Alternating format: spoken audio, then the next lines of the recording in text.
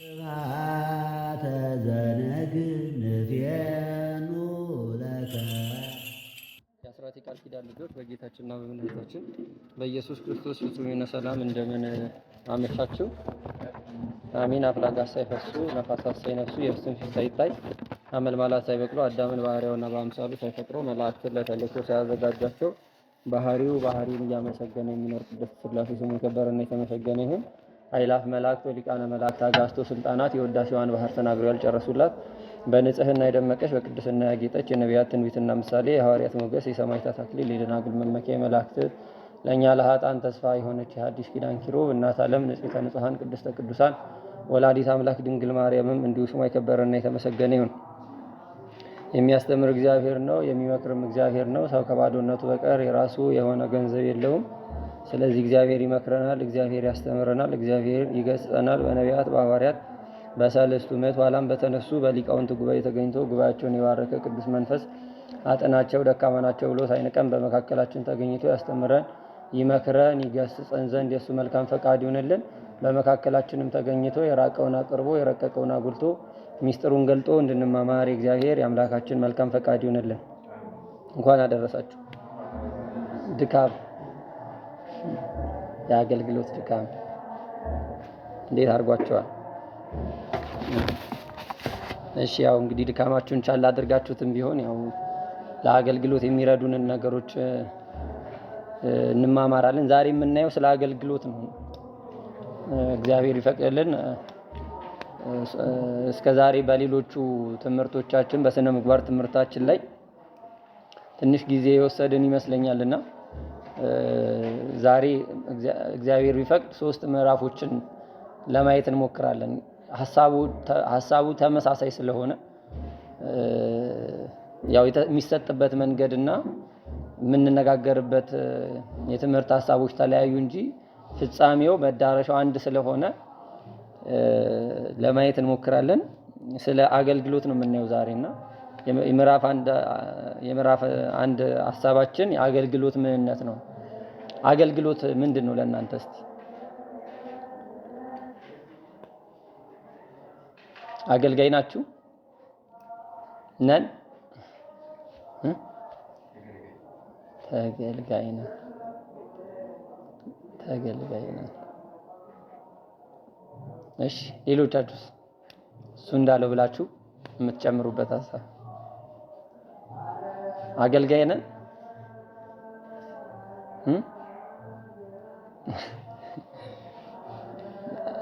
እንዴት አገልጋይ አይደለንም እኛ? ትህትና ነው። ከትህትናን መድበውና አገልጋይ አይደለንም ብለን እንያዝ። በቃ ግን እያገለገልን እኮ ነው አይደለ? አገልጋይ ነን ብለን ነው እየመጣን ያለን። ግን አገልጋይነታችን ምን አይነት አገልጋይነት ነው? አገልጋይ ሲጀመር ምን አይነት ነው አገልጋይነቱ ነው።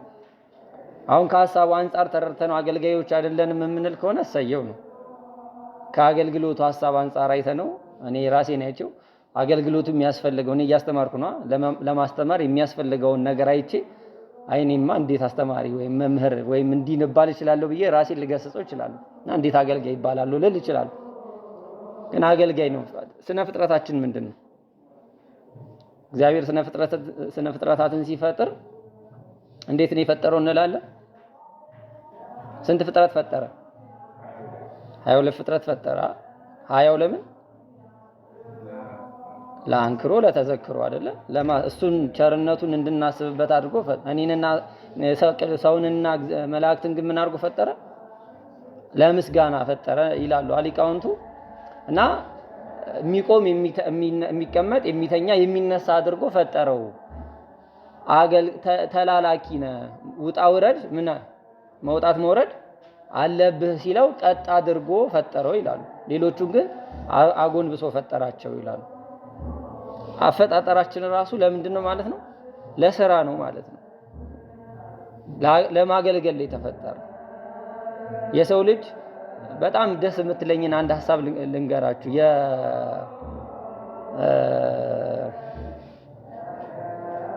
ዮናስ ታሪክ ታስታውሱት እንደሆነ በመርከብ ውስጥ ገባ አይደለ? ልክ መርከብ ውስጥ ከገባ በኋላ የመርከቡ ሊቀ ሐመሩ መጥቶ ስም ማን ነው? ስራህ ምንድን ነው? ከየት ነው ነገድህ? እያለ ሲመረምረው ስሜ ዮናስ ነው አለና ስራዬ ማለት የሰማይና የምድር ፈጣሪ እግዚአብሔርን ማመስገን ነው አለ። ስራው ምንድነው? ስራችሁ የሰው ልጆች ስራችሁ ምንድነው ቢባል አገልጋዮች ነው። እግዚአብሔርን ለማገልገል የምናገለግለው ግን እግዚአብሔር የጎደለው ነገር ኖሮ ምን ሞላለት፣ የራቀው ኖሮ ምናቀርብለት፣ ያላወቀው ኖሮ ምንገልጥለት ኖሮት አይደለም። በዚህ አገልግሎት ተጠቃሚ ቅድም ወንድሜ እንዳለው ተጠቃሚ ሆኔ ሳመሰግነው ስላሴን ሳመሰግን በምስጋናው የሚጠቀመው ስላሴ አይደለም። በዛ የስላሴ ምስጋና የምጠቀመው እኔው ነኝ። ስላሴማ በባህሪው ምስጉን ነው። የኔ ምስጋና አያሻው። በምስጋና ተጠቃሚዎቹ እኛ ስለሆነና አገልግሎት ትርጉሙ መንፈሳዊ ሹመት ነው። ለአገልግሎት ምንድነው ከተባልን መንፈሳዊ ሹመት ነው። ይሄ ሹመት ደግሞ የሚሰራው ለሰውና ለእግዚአብሔር ነው። ስራው ምንድነው ከተባለ ለእግዚአብሔር እንሰራለን፣ ለሰው እንሰራለን። ለእግዚአብሔር የምንሰራው ምን አይነት ስራ ነው ስንባል እግዚአብሔር በእኔ አድሮ ሰዎችን ምን ይላል? ወደ መንግስቱ ይጠራቸዋል። ወደ ምን ይጠራቸዋል? ወደ አሁን ራሳችንን እያየን ነው። እኛ ወደ መንግስት እየጠራን ነው ወይ? ወደ እግዚአብሔር መንግስት ሰዎችን እያቀረብን ነው ወይ? ነስሑ እስመ ቀርበት መንግስተ ሰማያት፣ መንግስተ ሰማያት ቀርባለችና ንስሐ ግቡ እያለ የሚሰብክ ዮሐንስ መጥምቀ መለኮትን አስቡት። ለእግዚአብሔር መንግስት ነው እያዘጋጃቸው ያለው። ጎዳናው የጎደለው ይሙላ፣ የተጠመመው ይቃና፣ ከፍ ያለው ዝቅ ይበል እያለ ለንጉስ ሰረገላ ይመች ዘንድ መንገዱን ሁሉ አስተካክሉ እያለ ወደ እግዚአብሔር መንግስት የምታደርሰውን ደገኛይቱን ህግ እየነገራቸው አገለገለ። ስለዚህ አገልጋይ ሹመት ነው። ሾሞናል እግዚአብሔር። የሾመን ደግሞ ምን አይነት ሹመት ነው ከተባለ ወደ እግዚአብሔር የምናቀርበው ወደ እግዚአብሔር መንግስት ሰዎችን እንድናቀርብ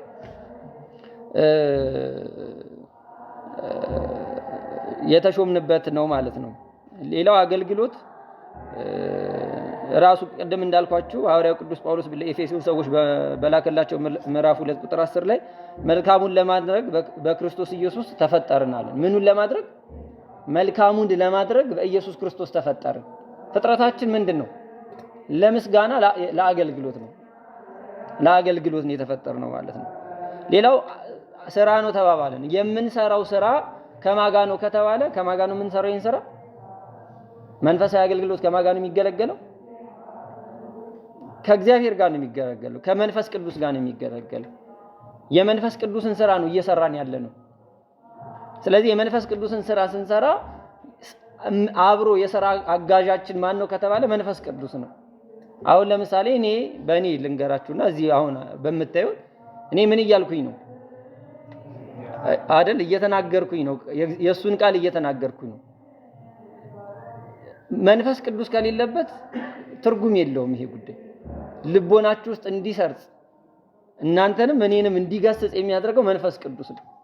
በሁለታችን መካከል ሆኖ የሁለታችንንም ቋንቋ እየተረጎመ እንዲሰራ የሚያደርገው መንፈስ ቅዱስ ነው። ለዚህ ነው ከእርሱ ጋር አብረን የምንሰራ ነን ብሎ ቅዱስ ጳውሎስ ይናገራል። ከማጋ ከእርሱ ጋር አብረን የምንሰራ ነን። ከማጋ ከተባለ ከመንፈስ ቅዱስ ጋር ሚስጥር የሚገልጥ እሱ ነው። ምንም ቢነበብ ምንም አሁን ለምሳሌ እንደው በአገልግሎት ወጣችሁ መዝሙሩ ተጠንቶ ተሸምድዶ ምን ተብሎ አውደ ምሕረት ጉድ የሆነበት ጊዜ የለም። ጥፍት ያለበት ዜማው ሐሳቡ ከነጭራሹ ከህሊናችን ይወጣበት መንፈስ ቅዱስ ስለሚርቀን እኮ ነው። የሚገልጥልን የለም። ስጋችን ብቻ ይቆማል። ስጋ ደግሞ ምንም ማድረግ አይችልም። ራሱ መድኃኔ ዓለም ኢየሱስ ክርስቶስ ያለኔ ምንም ልታደርጉ አትችሉ እና መተርጉማኑ እንደም ሲተረጉሙት እማር፣ አስተምር፣ እጽፍ፣ ደጉስ ቢባል ያለ እርሱ አጋዥነት አይሆንም ይላሉ። ሰው ላስተምር ቢባል እግዚአብሔርን ካልያዘ ምንም ትርጉም የለውም። የስጋ ድካም ይዞ ነው የሚሄደው። ወይ ደግሞ የምንግባባበት ቋንቋ አይኖረንም። ቋንቋችን ተደበላልቆ እንወጣለን። እምላችሁ አይገባችሁም፣ የምትሉኝ አይገባኝም። መንፈስ ቅዱስ የለውም። በአጠቃላይ መንፈስ የለበትም ቦታ። ስለዚህ አጋዣችን መንፈስ ቅዱስ ነው። ለአገልግሎት ስንቆም አብሮን የሚቆም ለዚህ ነው። በምትሄዱበት ሀገር የምትናገሩትን ነገር ምን አትበሉ፣ አትጨነቁ። አይደለም እናንተ ሳትሆኑ የሚያወራው በእናንተ ላይ ያደረ የአባቴ መንፈስ ነው። ስለዚህ ስለምን ይሄ ምን ብለን እንናገራለን ብላችሁ አትጨነቁ። አሁን ይሄ ሲባል ምንም ዝግጅት አያስፈልግም እየተባለ አይደለም። ከሰው የራስ በኋላ ላይ በክፍሉ ስለምናየው ነው። ከራሳችን የሆነ ዝግጅት መኖር አለበት ነው። የአገልግሎት ጥቅሙ ምንድነው? ማገልገላችን ጥቅሙ ምንድነው? አይደለም? ለምንድን ነው የምናገለግለው? እስቲ ለምን ታገለግላላችሁ? በረከተ ስጋ በረከተ ነፍስን ለማግኘት።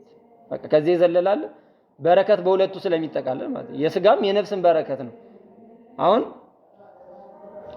ለመንፈሳዊ ነገሮች ብቻ አስበን ለመንፈሳዊ ነገሮች ብቻ አስበን እምላችሁ መንፈሳዊ ነገሮቻችንን ስናስብ እግዚአብሔር የስጋ ሐሳቦቻችንን ይተዋቸዋል ማለት አይደለም። እግዚአብሔር እንደዚህ ያለ አመፀኛ አምላክ አይደለም። የኔ ስራ ስሩልኝ የእናንተን እተውባችኋለሁ የሚል ራስ ወዳድ አምላክ አይደለም። ባናደርገውም ባናገለግልም የሚያደርግ አምላክ ነው። ብንዘምር ባንዘምር፣ ብናስተምር ባናስተምር፣ ቤተክርስቲያን ብንጠርግ ባንጠርግ፣ ብንለምነው የሚያደርግ አምላክ ነው። ግድ እንደ ሙስና የሆነ ነገር ስላደረግንለት ይህንን የሚያደርግ አይደለም አምላክ አይደለም። ግን የምናገለግልበት የራሱ ሐሳብ አለው ከእግዚአብሔር ጋር እና በረከት ነው። በረከት ለማግኘት ነው። ስጋዊን በረከት እናገኝበታለን።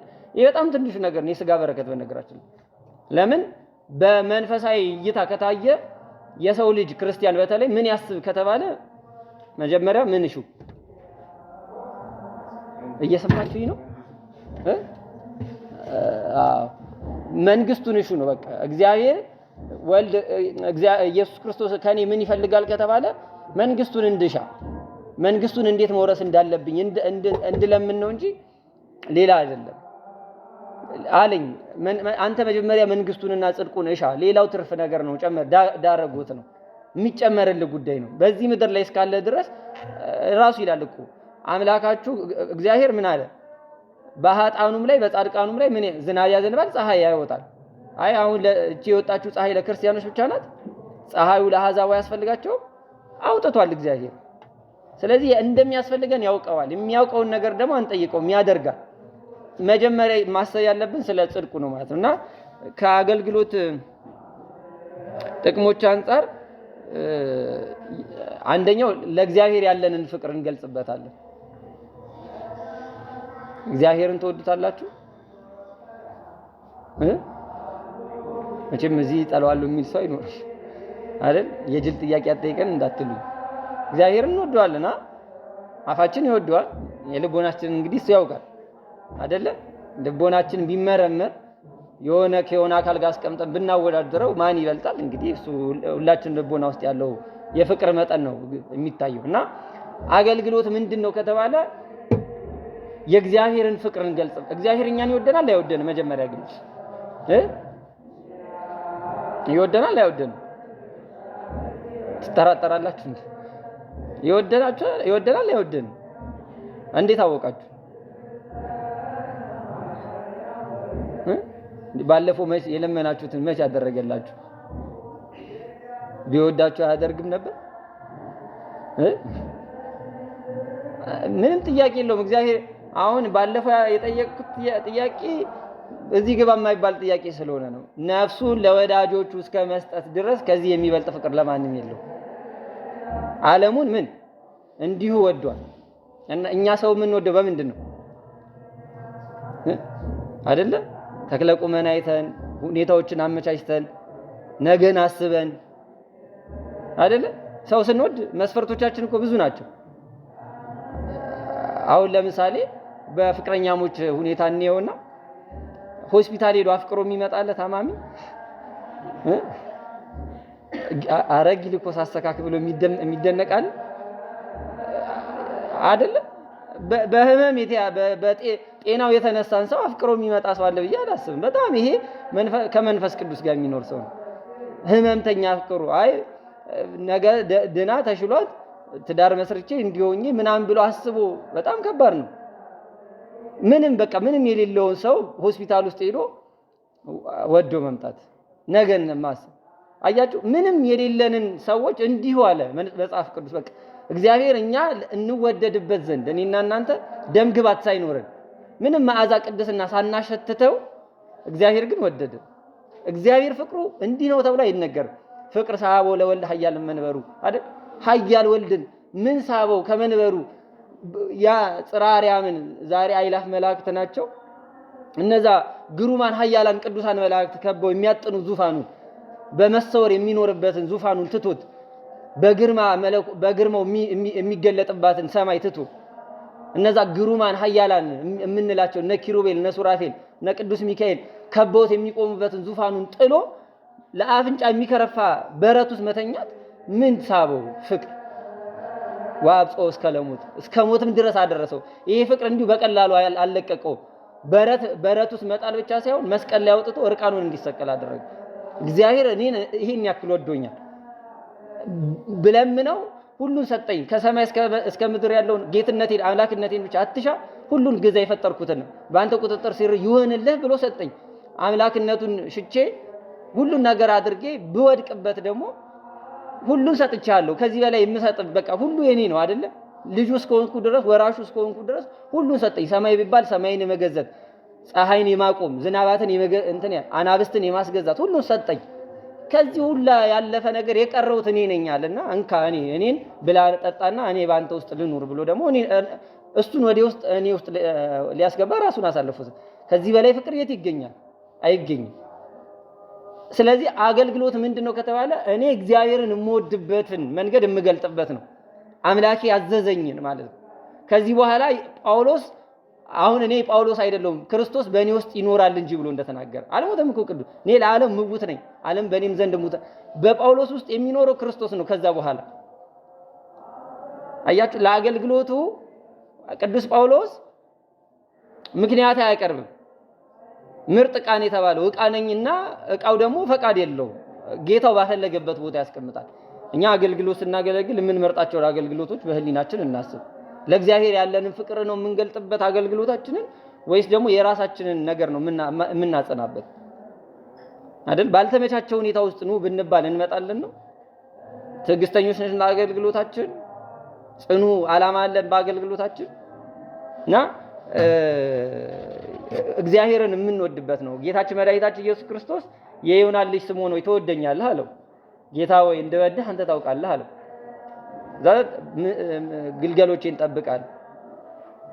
ከዛ የዮና ልጅ ስምዖን ሆይ ትወደኛለህ አለው። ጌታ ሆይ እንደወደህ አንተ ታውቃለህ አለው። ጠቦቶቼን ጠብቃል። ለሶስተኛ ጊዜ የዮና ልጅ ስምዖን ሆይ ትወደኛለህ አለው። ቅዱስ ጴጥሮስ ፈራና ጌታ ሆይ አንተ ሁሉን ታውቃለህ፣ በአንተ ዘንድ የሚሸሸግ የሚሰወር የለም። ልቦና ያሰበውን ኩላሊት ያጤሰውን ያመላለሰውን አንተ ሁሉን ከፍተህ በአንተ ዘንድ መሰወር የለምና ሁሉን ታውቃለህ፣ እንደምወድህም አንተ ታውቃለህ አለው። ስለዚህ በጎቼን አሰማራ አለው። ኃላፊነት ሰጠው። የምትወደኝ ከሆነ ይህንን አድርግልኝ ነው። እግዚአብሔር የምንወደው ከሆነ እንድናገለግለው ነው እየፈለገ ያለው እና እኛ ፈቃደኞች ነን ወይ እግዚአብሔርን ለማገልገል ፍቅራችንን ለእግዚአብሔር ለመግለጥ በየትኛውም ሁኔታ ውስጥ ቢሆን በድካም ውስጥም ቢሆን በህመም ውስጥም ቢሆን በመራብ ውስጥም ቢሆን በመጠማት ውስጥ በመታረዝ ውስጥ በመታሰር ውስጥ በእነዚህ መንገዶች ውስጥ አልፈን እግዚአብሔርን ለማገልገል ሐሳብ አለን ወይ ነው። እና አንደኛው ጥቅሙ የአገልግሎት ለእግዚአብሔር ያለንን ፍቅር እንገልጥበታለን። ሁለተኛው ከፈተና ይጠብቀናል። አገልጋይ ስንሆን ከፈተና እንጠበቃለን።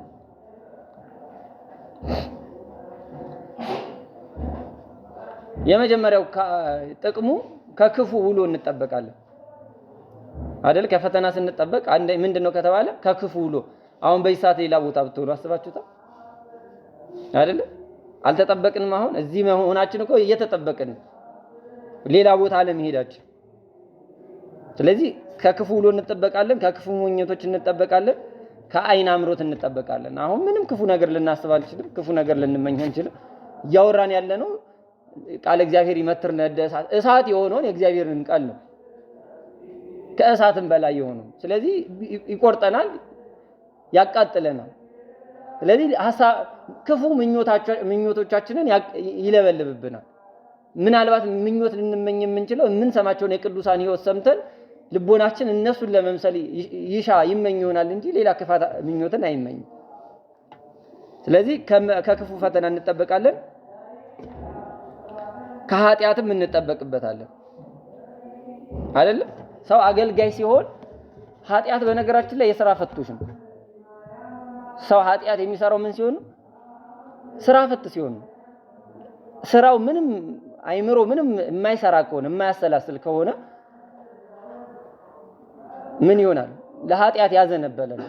ሔዋን በምኗን የተጎዳችው ቢባል እኮ እጇን እግሯን አጣጥፋ ቁጭ ብላ ቢያገኛት እኮ አዳም ጋር ሲሄድ የ9 ሰዓት ጸሎት ነው የ3 ሰዓት ጸሎት እየጸለየ ነው የሚሉት ሊቃውንቱ ሲነግሩ አገኘው። ስመ እግዚአብሔር 22ቱ አሊፋት ተገልጠውለት መላእክት አስጠንተውት እሱን ሲደግም ነበረ። ሰላም ለከው ንጉሠ ሰማይ ወምድር ሲለው እኔ ምድሩ ነኝ እንጂ ሰማይ ማን ሰጠኝ ብሎ ተበሳጨ፣ ተቆጣው። ሌላ ወግድልኝ ሂድልኝ ሲለው ስለዚህ በቃ ሌላ ቦታ ነው አማራጭ የፈለገው። ሔዋን ጋር ሄድ ስራ ፈታ ቁጭ ብሎ አገኛት። ከዛ ምን አላት? ሰላም ታቀረበላት፣ በደስታ ተቀበለችው። የሚያቃጥልላት የመጣውን ሐሳቦች የሚቃወምላት ነገር የለም። ኦ ሰላም ለኪ ንግሥተ ሰማያት ወምድር ሲላት ደስ አላት። የምድሩን እንደሆነች ታውቃለች፣ የምድር ንግሥት እንደሆነች። የሰማዩን ሲጨምርላት በሐሴት ተቀበለች። ምንም የሚያቃጥልላት ነገር የለም። እሱ ግን የሚጠራቸው ስመ እግዚአብሔሮች አቃጠሉለት፣ ምኞቱን አጠፉለት። ስለዚህ ስራ ፈት የሆነ ነው ለኃጢአት። አባታችን ቅዱስ እንጦንስ የመጀመሪያው መነኩሴ ወደ ገዳም ሲሄድ በጣም መከራ እንግዲህ አስቡት። የመጀመሪያው መሆን ከባድ ነው አይደል? ምን እንደሚደረግ እኮ አያውቅም። አሁን አመራር ከአመራር ሲቀየር ያስረክባል አይደል? ይሄን ስራ ሰርቻለሁ፣ ይሄን ቀጥልበት እያለ ይነግረዋል። የሚቀጥለው አዲስ ለሆነበት ግን ምን ብሎ ይጀምር? ከምን ልጀምር ብሎ ግራ ይገባው። እንግዲህ አባ እንጦንስን አስቡ፣ ምን ብሎ ይጀምር? እንግዲህ ምንኩስና ዝም ብሎ ነው የሚጸልየው። በቃ 24 ሰዓት መስገድ ነው። ምን ብሎ ይጀምር ቅዱስ እንጦንስ? እና በጣም ከህሊናው ጦርነት ተፈጠረ። የመጨረሻው ደረጃ ላይ ሲደርስ እግዚአብሔር መልአኩን ሰደደለት። ከበዓቱ ሊወጣ በሩ ላይ ቆሞ መልአኩ ተገለጠና ሰሌን ይታታ ጀመረ። ከዛ ሰሌኑን የሆነ ሰዓት ያቆምና ይነሳና መጸለይ ጀመረ። ከዛ ጸሎቱን ደግሞ ይጨርስና ይቀመጥና ያንን ሰሌን ይታታል። ከዛ ይነሳና ይሰግዳል።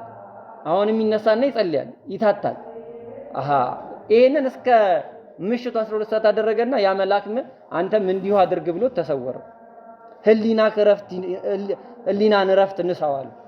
ባካና ሰው የደከመው ሰው በቃ ሌላ ነገር አያስብም፣ ኃጢአትን አያስባት። ስለዚህ ከኃጢአትን በአገልግሎት አሁን ትላንትና ለኃጢአት ጊዜ ነበራችሁ? ምናልባት ማታ እሱም ድክም ብሏችሁ ገብታችሁ ተኛችሁ። በቃ ለኃጢአት ጊዜ የለንም። አገልጋይ ስንሆን መሐሌት ቆማችሁ አስቀደሳችሁ፣ አነገሳችሁ፣ አስቀደሳችሁ፣ ማታ ጉባኤ ተሳተፋችሁ፣ ምን አላችሁ፣ ሌላም ቢኖር ታደርጉት ነበር። ጊዜውን አስቡት። ለሰይጣን ፋታ አትስጡት አለ በዚህ በኤፌሶን ምዕራፍ 4 ቁጥር 1 ለሰይጣን ፋታ አለመስጠት፣ ቀኔን የሚጥልበት መንገድ አለማመቻቸት እና በራሳችንም እንዲሁ መንገድም ብንሄድ የሆነ መጽሐፍ እንያዝ። ሰዎች ምናልባት ለከንቱ ውዳሴ ሊመስላቸው ምናምን ይችላል።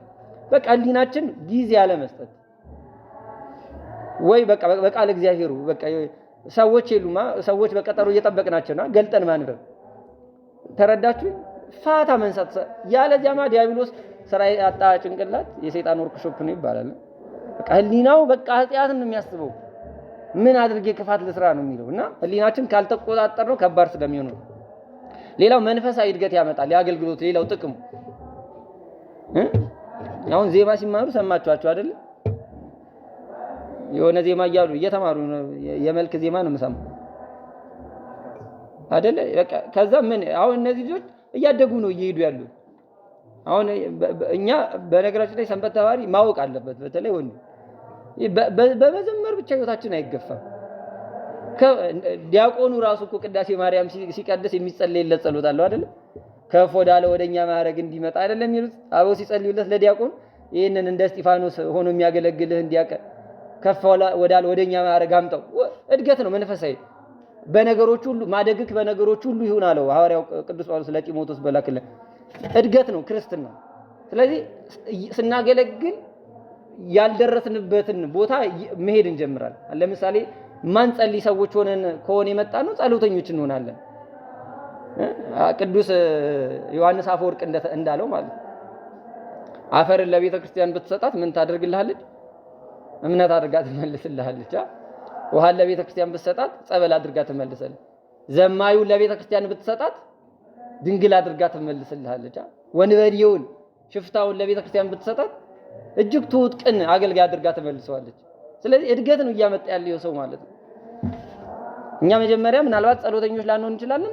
የሆነ ሰዓት ግን የጸሎት ህይወትን እንለማመዳለን። እያደግን ነው እየመጣን ያለነው ማለት ወንድሞችን እያየን የእህቶችን ጥንካሬ ብርታታቸው እነሱ መሐሌቱን እንዲቆሙ ካገለገሉ እኔ ቢያንስ ከ6 ሰዓት ከ9 ሰዓት በኋላ በመጣ ሲያሰኘና ጣዕሙን ስንቀምሰው ማደሩን መናፈቁ ሁሉ ነገር በቀስ ቀስ እያለ ይስተካከላል እና መንፈሳዊ እድገታችን ይጨምርልናል። ሌላው በረከተ ስጋ ቅድም ወንድሜ እንዳለው በረከተ ስጋ እናገኝበታለን። እንዳልኳችሁ እግዚአብሔር አመፀኛ አምላክ አይደለም፣ ወይም ደግሞ የሚክዳድ የሱን ስራ ብቻ እንድንሰራ አይደለም። እግዚአብሔር ማኖር ይቻላል። በነገራችን ላይ አሁን እግዚአብሔርን ስለማናምነው ነው ብዙ ነገሮችን የምንደረድረው። እግዚአብሔር ማኖር ይችላል። እኛ እግዚአብሔር በጠየቅነው መልኩ እንዲፈጽምልን ስለምንፈልግ ነው።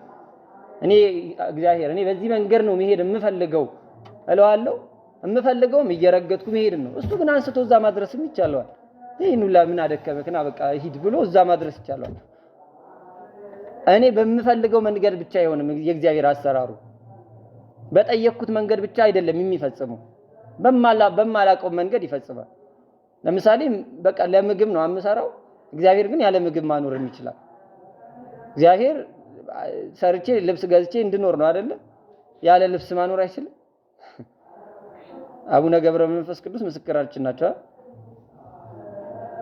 ስለዚህ በረከተ ስጋን ይሰጣል እግዚአብሔር። ምንም ነገር ብናደ እሺ ብትሉ በረከተ ምድርን ተሰጣቸዋል። የምድርን በረከት እምቢ ብትሉኝ ግን ሰይፍ ይበላቸዋል አለ። ለምድር በረከት እግዚአብሔር ይሰጠናል። ፈጠን ልበል። ሌላው መልካም ስብዕናን ያጎናጽፈናል። ለአገልግሎት ጥቅሙ በሰዎች ዘንድ ተወዳጅነትን፣ ቅንነትን ገንዘብ እናደርግባቸው፣ ከሰው ጋር መግባባትን፣ ቆሞ መናገርን፣ ኃላፊነት መቀበልን አይደል? በነገራችን ላይ ስራ አመራር መሆን አንድ ጦር ሜዳ ሄዶ ውትድርና እንደመሳተፍ በሉ። አንድ የሥራ አመራር ያለበት ጫና ከባድ ነው እና ገና በልጅነታችን ኃላፊነትን ምን ከምን ጋር መቅደም እንዳለበት ማን ምን መሆን እንዳለበት ልክ የቤት አስተዳደር ማለት እኮ ኃላፊነት ነው በቃ። ስለዚህ መንፈሳዊ ይሄ መልካም ስብዕናችን ይገነባል። ሌላው ትልቁ ሰማያዊ ዋጋ ያሰጠናል አይደለ? አባታችን ቅዱስ ጴጥሮስ ጌታን እዚህ ማቴዎስ ምዕራፍ 19 ላይ እንኪያኛ ሁሉን ጥለን ተከተል ምንድነው የምናገኘው ብሎ ጠየቀ አይደል? ደክሞን ማገልገላችን፣ መዘመራችን፣ ማስቀደሳችን፣ ሌላም ስራ መስራቶቻችን፣ ቃል እግዚአብሔር ቁጭ ብላችሁ መማራችሁ፣ ማስተማር፣ መናገራችን ምንድነው ዋጋው ሲባል እግዚአብሔር የነገረን በሰማያት 100 እጥፍ ትቀበሉበታላችሁ አለ። እኔ በዳግመኛ ልደቴ ስመጣ በመላእክት ታጅቤ በክበበ ትብስት በግርማ መለኮቴ በመገለጥበት ሰዓት እናንተ ደግሞ በ12ቱ ነገደ እስራኤል ላይ ተቀምጣችሁ ትፈርዳላችሁ አለ። ዋጋችሁ በሰማይ እጥፍ ነው። ለኔ ብሎ ሚስቱን የተወ፣ ልጁን የተወ፣ እናት አባቱን የተወ፣ እርሻውን የተወ በሰማይ 100 እጥፍ ያገኛል። ደስታው ወደር አይገኝለትም እያለኝ ነው። በነገራችን ላይ ጣዕመ መንግስተ ሰማያትን ስለማናውቅ እኮ ነው። ሰው ምረረ ገሃነምን ጣዕመ መንግስተ ሰማያትን ቢያቅ ኃጢአትን አንሰራም። ሁለቱንም ስለማናውቃቸው እኮ ነው። የገሃነምንም ምሬቱን አናውቅም፣ የሰማይ ደስታዋንም አናውቅም። እና በረከተ ስጋ በረከተ ነፍስ ያሰጣል። ሌላው ጥቅሙ ነው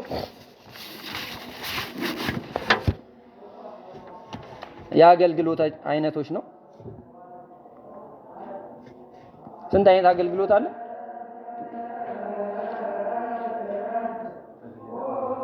እግዚአብሔር ይስጥልኝ። በሁለት አይነት እናያለን። አንደኛው በግል የሚገለገል አገልግሎት ነው። ሁለተኛው በማህበር የሚገለገል አገልግሎት ነው። ባለፈው ስለ ጸሎት ስናወራ ነበር። ጸሎት ስንት አይነት ነው ተባባለ? ፈተና የምትፈተኑት በሰንበት ትምህርት ቤቱ አሁን በሚወጣው እንትን ነው። አስኬጁ በእንትኑ በዚህ አሁን አይደለ? እንደዛ ከሆነ እኔ ሳምንት ሳስተምራችሁ 2 የጸሎት ነው የግልና የማህበር ብያችሁ ነው የነገርኳችሁ።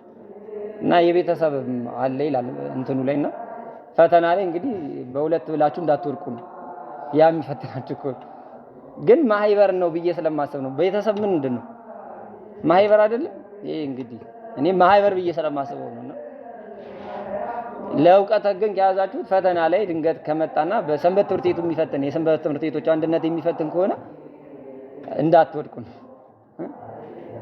እና እዛ ላይ ምን ተባባልን? በግል የሚጸለይ ጸሎትና በማህበር የሚጸለይ ጸሎት ላይ የቱ ይበልጣል? ለምን ስንል አይደለም? አዎ አሁን አገልግሎት ላይ በሁለት አይነት መልኩ የአገልግሎት አይነቶች ስንነጋገር በግል የሚገለገል አገልግሎት አለ፣ በማህበር የሚገለገል አገልግሎት አለ አለ። በግል የምናገለግላቸው አገልግሎቶች በተሰጠን ጸጋ ነው። የግል አገልግሎት የምንላቸው ጾም፣ ጸሎት፣ ስግደት፣ መጽሐፍት ማንበብ፣ መምከር፣ መገሰጽ፣ ማስተማር፣ መንፈሳዊ ጽሁፎችን መጻፍ በግሉ አንድ ሰው እነዚህ ነገሮች ያደርጋል። መጾም የሚጾመው በግሉ ነው፣ በማህበር አይጾምም። በማህበር የሚጾምለት የራሱ የሆነ ቀኖና አለው አይደል? እኔ አሁን እናቴ በጣም ብታረጅ ብትታመም የሷን ጾም ምን እላለሁ እኔ አይደል? ቀኖናዎቿን እኔ ወስድላታለሁ። ስግደቷን፣ ምጽዋቷና ምንም ማድረግ እየቻለ ግን ማንም ምንም ሊያደርግለት አይችልም። ራሱ ነው እንዲያደርግ እና የግል አገልግሎት እኮ ነው። በነገራችን ላይ ጾም ጸሎት፣ ጾም አገልግሎቶች ናቸው። በጾሙ በትሩፋቱ ህዝቡን ያስጠብቃል፣ ህዝብ ያድናል፣ ራሱም ይድናል አይደለ? አብዛኛው ቅዱስ እኮ መጀመሪያ ማንን አድኖ ነው? ራሱን አድኖ እኮ ነው አይደለ? ራሱን ካዳነ በኋላ ነው ለሰዎች የተረፈው። እነሱ በእርግጥ በሰዓቱ አክብሩኝ ትረፉ ብሎ አይደለም፣ ደግነታቸው ለዓለም ተረፈ። ደግነታቸው ለዓለም ተረፈ። ሌላ ምንም የለም። ደግ በመሆናቸው ሰዎች አዩ፣ ተጠቀሙባቸው። እና ጫማ ሰፊው ስምዖን ህዝቡን የጠቀመው እኮ በራሱ ደግነት ነው አይደል?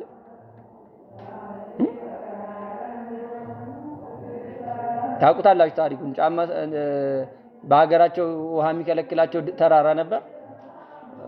የሰናፍጭ ቅንጣት ታክል እምነት ቢኖራችሁ ተራራ ማፍለስ ይቻላችኋል የሚል ኃይለ ቃል አገኙ። አሕዛብ ሄዱና ከሰሱ። በመጽሐፋቸው እንዲህ የሚላልና ይፈጽሙ አሉ። ህዝቡ ሁሉ ተነሳ። ጳጳሱ ደነገጠ። ማን ያደርገዋል? ማን የእምነት ጉዳይ ነው። ከእግዚአብሔር ጋር የሚገናኝ ሰው ካልሆነ ይሄንን አይሆንም ተባለ። ጳጳሱ ጨንቆት ስዕለ ማርያም ላይ ሄዶ አለቀሰ። ሂድ በሀገር ጫማ እየሰፋ የሚኖር ተርታ ሰው መስሎ የሚኖር እሱ ይቻለዋል፣ ለስምዖን ጫማ ሰፊው ንገረው አሉ። ሄደና እንደዚህ አይነት ችግር ገጥሞኛል አለው ጳጳሱ። ኧረ ለኔ አይቻለኝም አሉ። ኧረ ከመቤቴ ተልኬ ነው ቢለው አመነ፣ ተቀበለ። እንግዲያውስ እኔ ከህዝቡ መሃል ሆናለሁ፣ እኔም ማድርገውን እያየክ ህዝቡን ይሄንን አድርጉ በላቸው ብሎ አዘዘው። እሱ ሲያደርግ እያየ ማድረግ ጀመረ። ተራራው ተነስቶ ሄደ። በደግነቱ ህዝቡን ጠቀመ። እኔ በራሴ ተሰውሬ በምኖረው ህይወት ህዝብ መጥቀማል። ከዛ ሁለተኛው የማህበር አገልግሎት ነው። በሰንበት ትምህርት ቤት በመንፈሳዊ ተቋማት ተሰብስቦ መዝሙሮችን በመዘመር ጉባኤዎችን በመሳተፍ የልማት ስራዎችን በመስራት የምናገለግለው አገልግሎት። ከሁለቱ ግን የቱ ይቀድማል? የግል አይቀድም? እኔ በምን እደነቃለሁ ካላችሁን ሰንበት ተማሪ ሳይገባ አብነት ትምህርት ተምሮ ዲያቆን በሚሆን ሰው እደነቃለሁ። ለዚህ ምክንያት አለው ብዬ ስለማስብ የግሌን ሐሳብ ለዚህ ምክንያት አለው። የሚያየው የሚሰማው ነገር ልቡን ያነሳሳዋል ብዬ አስባለሁ። ከውጭ ግን መጥቶ አብነት ገብቶ የአብነት ትምህርት የኔታ ጋር ቁጭ ብሎ ተምሮ ዜማ ተምሮ አጥንቶ መቅደስ ውስጥ ሳይው ይደነቃል። ከየት የእግዚአብሔር ጥሪ አይደንቃችሁ? በኋላ በጥሪዎቹ እናየዋለን። በእርግጥ በግሉ ይሄን ጥረት አድርጎ ማምጣቱ እኛ ታግዘን ነው እዚህ ደረስነው ልላችሁ ነው።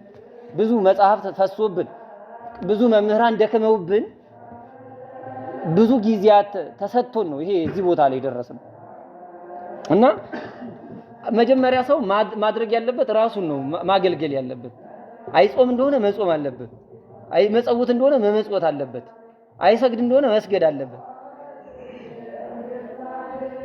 ትሩፋትን ማድረግ አለበት በአጠቃላይ። ከዛ በኋላ ነው ከማህበር ጋር ተቀላቅሎ የማህበር ስራ ከማህበሩ ቢጀምረው በኋላ መውደቅ ስለሚመጣ ስር ስለማይሰድለት ማለት ነው። ስለዚህ የማህበርና የግል አገልግሎት ብለን እንለያያለን። ሌላው የአገልግሎት መለኪያዎቻችን ናቸው፣ መስፈርቶቻችን ናቸው። አንድ አገልጋይ ላይ ሊታዩ የሚገቡ ነገሮች የመጀመሪያ የመንፈስ ፍሬ ነው። መንፈስ ፍሬዎች ምንድን ናቸው? እየሰማችሁኝ ነው? ግን እየተግባባን ነው? እሺ ጥያቄ አላችሁ? እስካሁን ካየ ነው እንደው እስቲ ማለት ግር ያላችሁ ነገር ኖሮ እንዳይል። እሺ የመንፈስ ፍሬዎች እዚህ በገላትያ መልእክቱ በምዕራፍ ቅዱስ ጳውሎስ በገላትያ መልእክቱ በምዕራፍ 5 ከቁጥር 22 እስከ 23 ያላቸው የዘረዘራቸው ናቸው። የመንፈስ ፍሬ የምንላቸው ፍቅር፣ ደስታ፣ ሰላም፣ ትዕግስት፣ ቸርነት፣ በጎነት፣ እምነት፣ የዋሃት፣ ራስን መግዛት ነው። አንድ አገልጋይ እነዚህ ነገሮች ሊታዩበት ይገባል።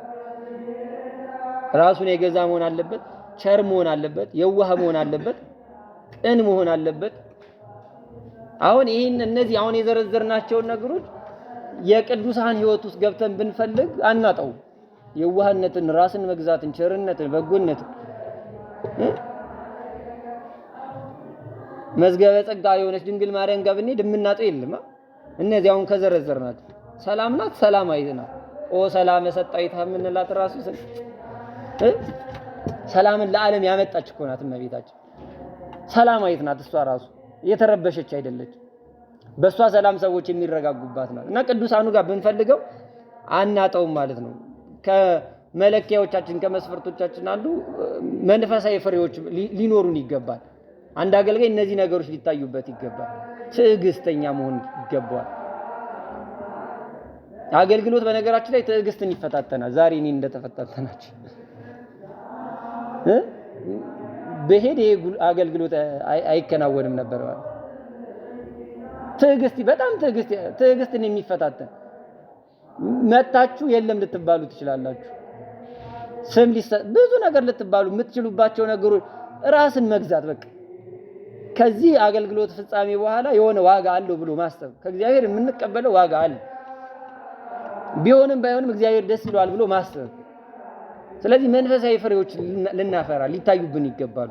ሌላው በጣም ዋናው ነገርና ወሳኙ ነገር ቅድስና የጎደለና አገልጋይ በጣም አገልግሎታችንን ከጎደው ነገር የቅድስና ህይወታችን ቅዱስ ነን አንልም፣ ግን ከእግዚአብሔር ጋር ያለን ግንኙነት እንዴት ነው?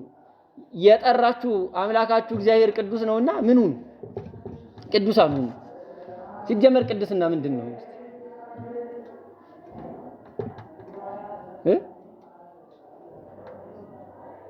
ቅድስና ምንድን ነው?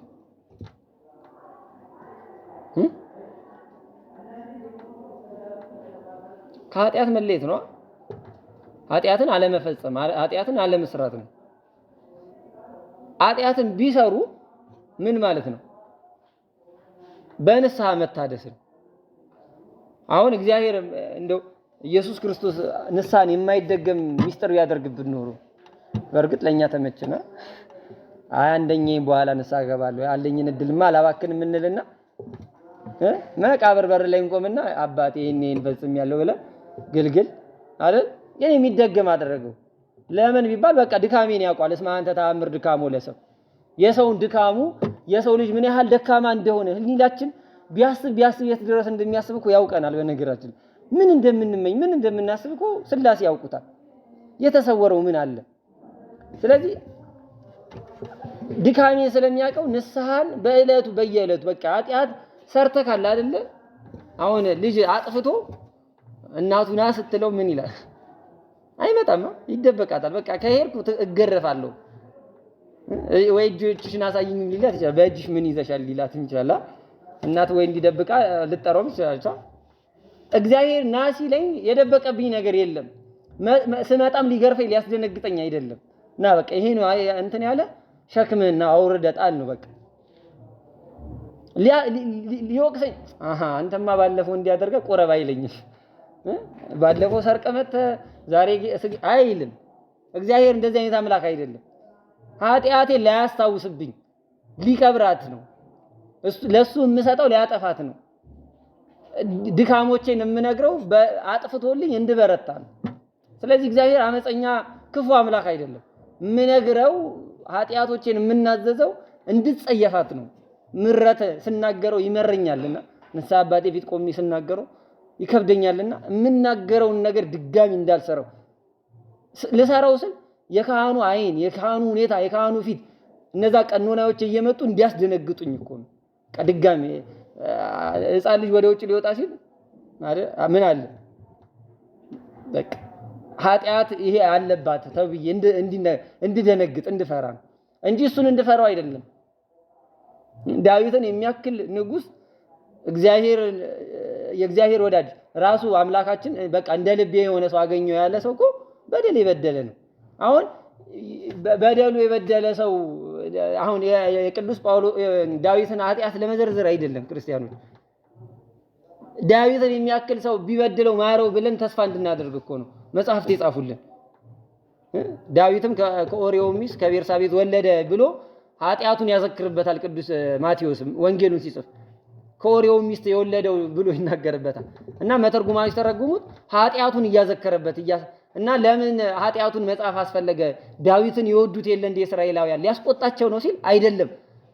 ምንም ዳዊት ኃያል ንጉሥ ሆኖ ቢበድለው ይቅርታ አድርጎለታል። እናንተም ነገ ንስሐ ብትገቡ ይቅርታ ያደርግላችኋል ብሎ የይቅርታን ትምህርት እያስተማራቸው ነው ይላሉ መተርጉማን። ሌላ በዳዊት ከበረ ይሉ ነበርና ዳዊት አባት አለን ትላላችሁ እንጂ ዳዊት አባታችሁን በኃጢአት የወለዳችሁ አይደላችሁ ብሎ ሊገስጻቸው፣ ይልቁኑ ዳዊት በክርስቶስ ከበረ ሊላቸው ኃጢአት አሳሰበበት እና እንደ ልቤ የተባለ ዳዊት ሰው ገሏል፣ ከጎልማሳ ሚስት ደርሷል፣ ጽንስ አሳስቷል፣ ብዙ በደሎችን በድሏል። ግን አለቀሰ፣ አምርሮ አለቀሰ። በቃ በደልኩ፣ ተሳሃለኒ እግዚኦ ተሳሃለኒ፣ አቤቱ ይቅር በለኝ፣ በፊት ክፋትን ብቻ አደረግኳል፣ ኃጢአትን ብቻ ሰራዋት፣ ስለዚህ አንተ ይቅር በለኛል። ስለዚህ እግዚአብሔር አምላክ ጨካኝ አምላክ አይደለም። በቃ ይቅርታ ከጠየቅ ይቅርታ ማድረግ ነው። ስለ ስጋ ግን መከራ አመጣብሃለሁ፣ ስለ ኦሪዮ በቃ በግፍ የሞተ ነውና መከራ አመጣብሃለሁ። እና ኃጢአትን እንደ ቅድስና ግድ ያስፈልገናል ክርስቲያኖች። ቅድስና ማለት ኃጢአት አለመስራት ብቻ አይደለም። ባንሰራ እሰየው፣ ግን እንሰራለን ደካሞች ስለሆነ። ከሰራን ግን መመለስ አለብን፣ ንስሐ መግባት አለብን። ሰውነታችንን ዘወትር መታጠብ፣ ከእግዚአብሔር ጋር መገናኘት እና ቅድስና ጎሎናል። የአብዛኞቻችን የአገልጋዮች ችግር ይሄ ይመስለኛል። ሌላው ትህትናን ገንዘብ ማድረግ። ትህትና ዓለምን ይቀይራል። ዛሬ ዓለም ጦርነት ውስጥ የገባው በምን ይመስላችኋል? ሀገራችን ኢትዮጵያ ውስጥ ጦርነት፣ ሌላም ዓለማት ላይ ጦርነት የምናየው የምን ውጤት ይመስላችኋል? የትዕቢት ውጤት ነው። አልሸነፍም ባይነት ነው አይመስላችሁ? ያልገዛም ባይነት፣ እኔ እችለዋለሁ፣ እኔ አድርገዋለሁ ባይነት። ዓለምን ሊያውካት የሚችለው ያ ነው። በማህበረ መላእክት ዘንድ ሽብር የነሳው የዲያብሎስ የትዕቢት ቃሉ ነው። አነ ፈጣሪ ሆሙ፣ እኔ ፈጣሪያቸው ነኝ የሚል ማህበረ መላእክትን ተረጋግተው የሚኖሩ መላእክትን ረበሸ። ትዕቢት መልአክ የሆነውን ይሄው እንግዲህ ያደረገችውን እዩት። ፍጥረት ሁሉ እንዲጠየፈው አደረገች። ትዕቢተኛ ሰው ይሄ ነው ፍጻሜው። ትሁት ሰው ግን ትህትና ያለው ሰው ግን ከእግዚአብሔር ጋር ይኖራል። በዛ በስነ ምግባር ትምህርታችንም አውርተናል። የትህትና አንድ ሐሳብ ልንገራችሁ፣ በመጽሐፍ ቅዱስ የሚነግረን እግዚአብሔር አምላካችን ወልድ ኢየሱስ ክርስቶስ ለስም አጠራሩ ክብር ይግባውና በመዋዕለ ሥጋዌ ሲያስተምረን ምን አለ? ሁለት ሰዎች ወደ ቤተ መቅደስ ሄዱ አለ። አንዱ ቀራጭ ነው፣ አንዱ ፈሪሳዊ ነው። ፈሪሳዊው ወደ መቅደስ ውስጠኛው ክፍል ገብቶ ወደ አምላኩ መቅደስ ገብቶ ለአምላኩ እንዲህ ይለው ጀመር። በሳምንት 2 ጾማለሁ፣ ከ10 አንድ አወጣለሁ፣ እንዲያ ሕግጋትን እፈጽማለሁ፣ እንዲሆናለሁ ብሎ አምላኩ ፊት ማውራት ጀመረ። ከዛስ ይልቅ ደግሞ በአርያ ሥላሴ የተፈጠረውን ቀራጭ እየጠቆመ ደግሞ እንደዚህም ቀራጭ ስላደረከኝ ደግሞ አመሰግናለሁ አለ። ያ ቀራጭ ደግሞ ከውጭ ሆኖ ሰማይ የክብር መገለጫ ናት፣ ወደ ሰማይ ላይ አይገባኝም ብሎ ሰውን አንገቱን አዘን ብሎ ደረቱን እየደቃ ከኔ የበለጠ ኃጢአተኛ የለምና እኔን ማረኝ እያለ ሰውነቱን እየደቃ ለመነው።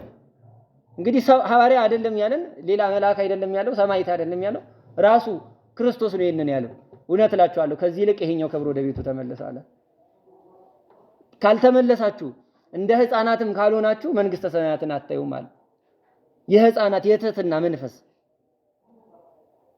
ለማወቅ ጉጉታቸው፣ መጠየቃቸው፣ ለመማር ፍላጎታቸው አሁን እዚህ ቆሜ አሁን መዝሙር አንሱ ብላችሁ ከ3 ደቂቃ በኋላ ነው አንድ መዝሙር የሚነሳው አይደለ ወይ? ከበሮ እስኪቀበቀብ ሕፃናቱ ግን ገና ካፌ ሲወጣ ነው አጥለቅልቀውታል።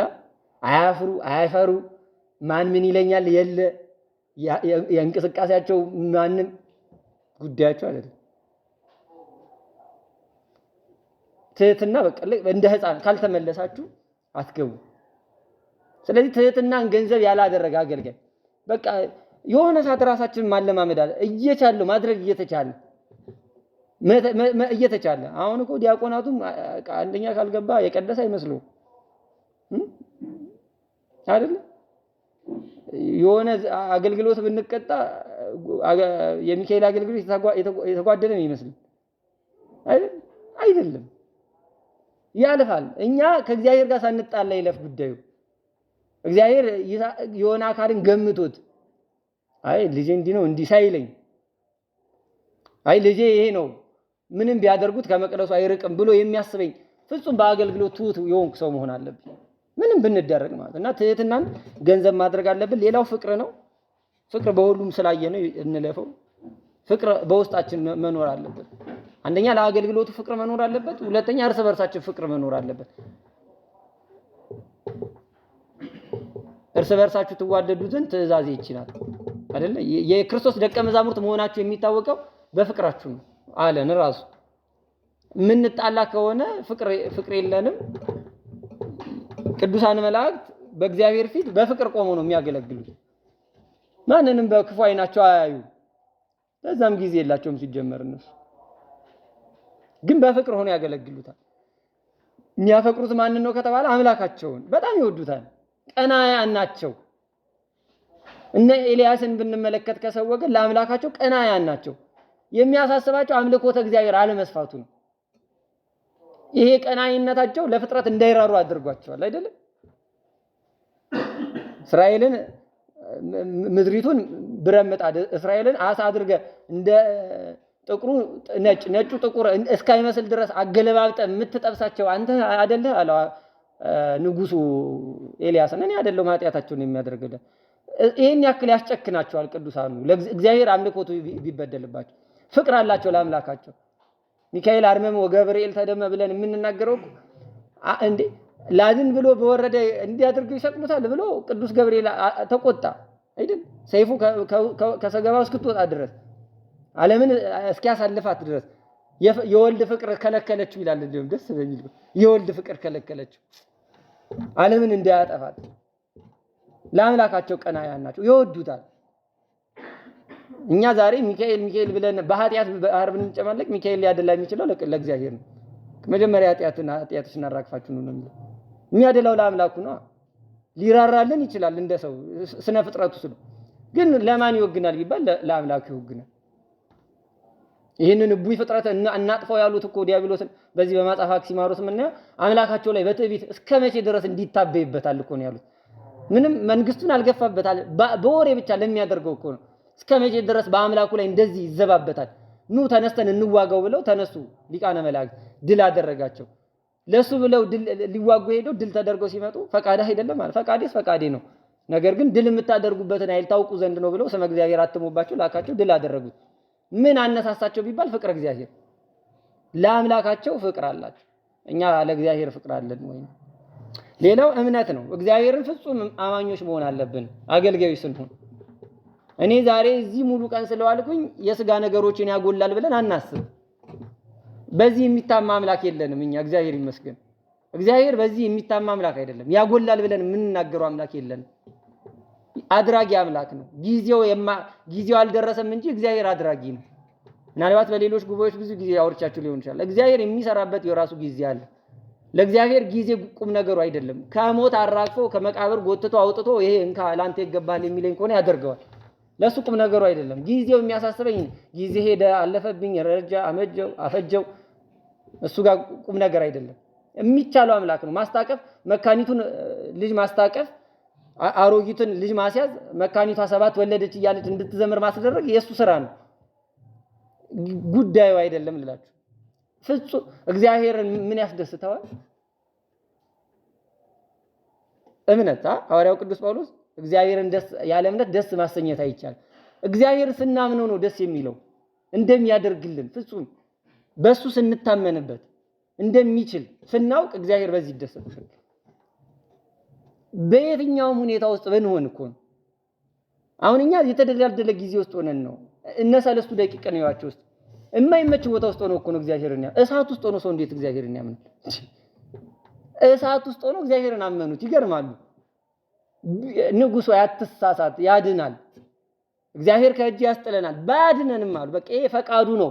እኛ በእሳት ተኮማትሮ አሮ መሞት የሥላሴ ፈቃድ ከሆነ ያድርገው፣ ግን ያድናል አሉ። ይሄ በጣም ታላቅ እምነት ነው። በነገራችን አይገኝም ይሄ እምነት እና አገልጋይ አማኝ መሆን አለበት። ይጎልብኛል፣ እንዲሆኛለሁ፣ እንዲሆናለሁ የሚል ከንቱ ሐሳቦችን እግዚአብሔር ፊት ሊናገር አይገባም። እንደው ልቦናው እንኳን ቢያመላልሰው አንተ ታውቃለህ ብሎ ማለፍ ይሻላል ከእግዚአብሔር ጋር ከመጣላት እና አማኝ መሆን አለበት። ሌላው በቃል እግዚአብሔር ላይ የተመሰረተ አገልጋይ መሆን አለበት። ሰው ቃል እግዚአብሔር ማቅ የማይማር የማይጠነቅቅ ከሆነ ችግር ነው። ለሁሉ መፍቻችን ቃል እግዚአብሔር ነው። ይሄንን ቶሎ እንለፍ። ሌላው ስንት ሰዓት ሆነ?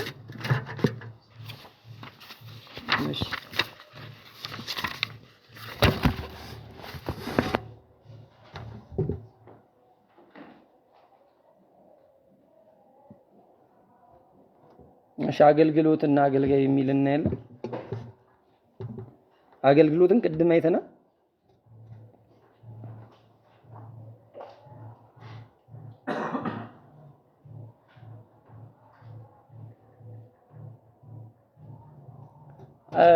አገልጋይ ከተለያየ ቦታ ይጠራል። እግዚአብሔር ሰዎች ለአገልግሎቱ ግዴታ ከቀዳማይ ሕፃናት ጀምረን ስለዘመርን አይደለም የሚጠራበት ቅድም እንዳልኳችሁ ከዓለም መጥቶ ምንንም ሳያውቀው የአብነት ትምህርት ተምሮ የቤተ ክርስቲያንን ዕውቀት ተረድቶ መቅደስ ገብቶ ሲቀድስ ታዩታላችሁ፣ ሲያመሰግን ታዩታላችሁ፣ ጸሎተኛ ሲሆን ታዩታላችሁ። እግዚአብሔር የሚጠራበት መንገዱ አይታወቅም። ከየት እንደሚጠራ እንዴት እንደሚጠራ መቅደሱ በሩ ላይ ያለው ላይ ጠራው ይችላል እግዚአብሔር አይደለ? የኤሊና የሳሙኤል ታሪክ እኮ ለኛ ትልቅ አብነታችን ነው። ሊቀ ካህኑ ኤሊ ነው፣ ረዱ አጋቢው ደግሞ ኤልሳ ነው። ሳሙኤል ይቅርታ የእግዚአብሔር ድምጽ ብርቅ በሆነበት ሰዓት ላይ በቤተ መቅደስ መተኛ ተኝቶ እግዚአብሔር ያናገረው ሳሙኤል ሳሙኤል ሲል ለማን ነበር መገለጥ የለበት? ለሊቀ ካህኑ። በሩ ላይ ያለው መቅደስ ገብቶ ቅድስተ ቅዱሳን ገብቶ ታቦቱን ደም የሚረጨው እሱ ነበር መጠራት የነበረበት። እግዚአብሔር የሚጠራው አይታወቅም በየት ሁኔታ ውስጥ እንደሚጠራ። እግዚአብሔር ይጠራል፣ ከዛ ያጸናል፣ ከዛ ያጸድቃል። አሁን አስቡት፣ አሁን እግዚአብሔር አልጠራንም ጠርቶናል። የእግዚአብሔር ጥሪ መቼ ነው የተላለፈልን ለኛ? እግዚአብሔር ዘውትር በመጽሐፍቱ እንደጠራን ነው፣ በጉባኤዎቹ ሁሌ እንደጠራን ነው። ኑ አገልግሉኝ እያለ ማለት እግዚአብሔር ያልጠራበት ጊዜ የለም። ስነ ፍጥረትን እንደ ብራና ዘርግቶ በስነ ፍጥረቱ ወደሱ ይጠራናል። ያልጠራበት ጊዜ ወቅት የለውም።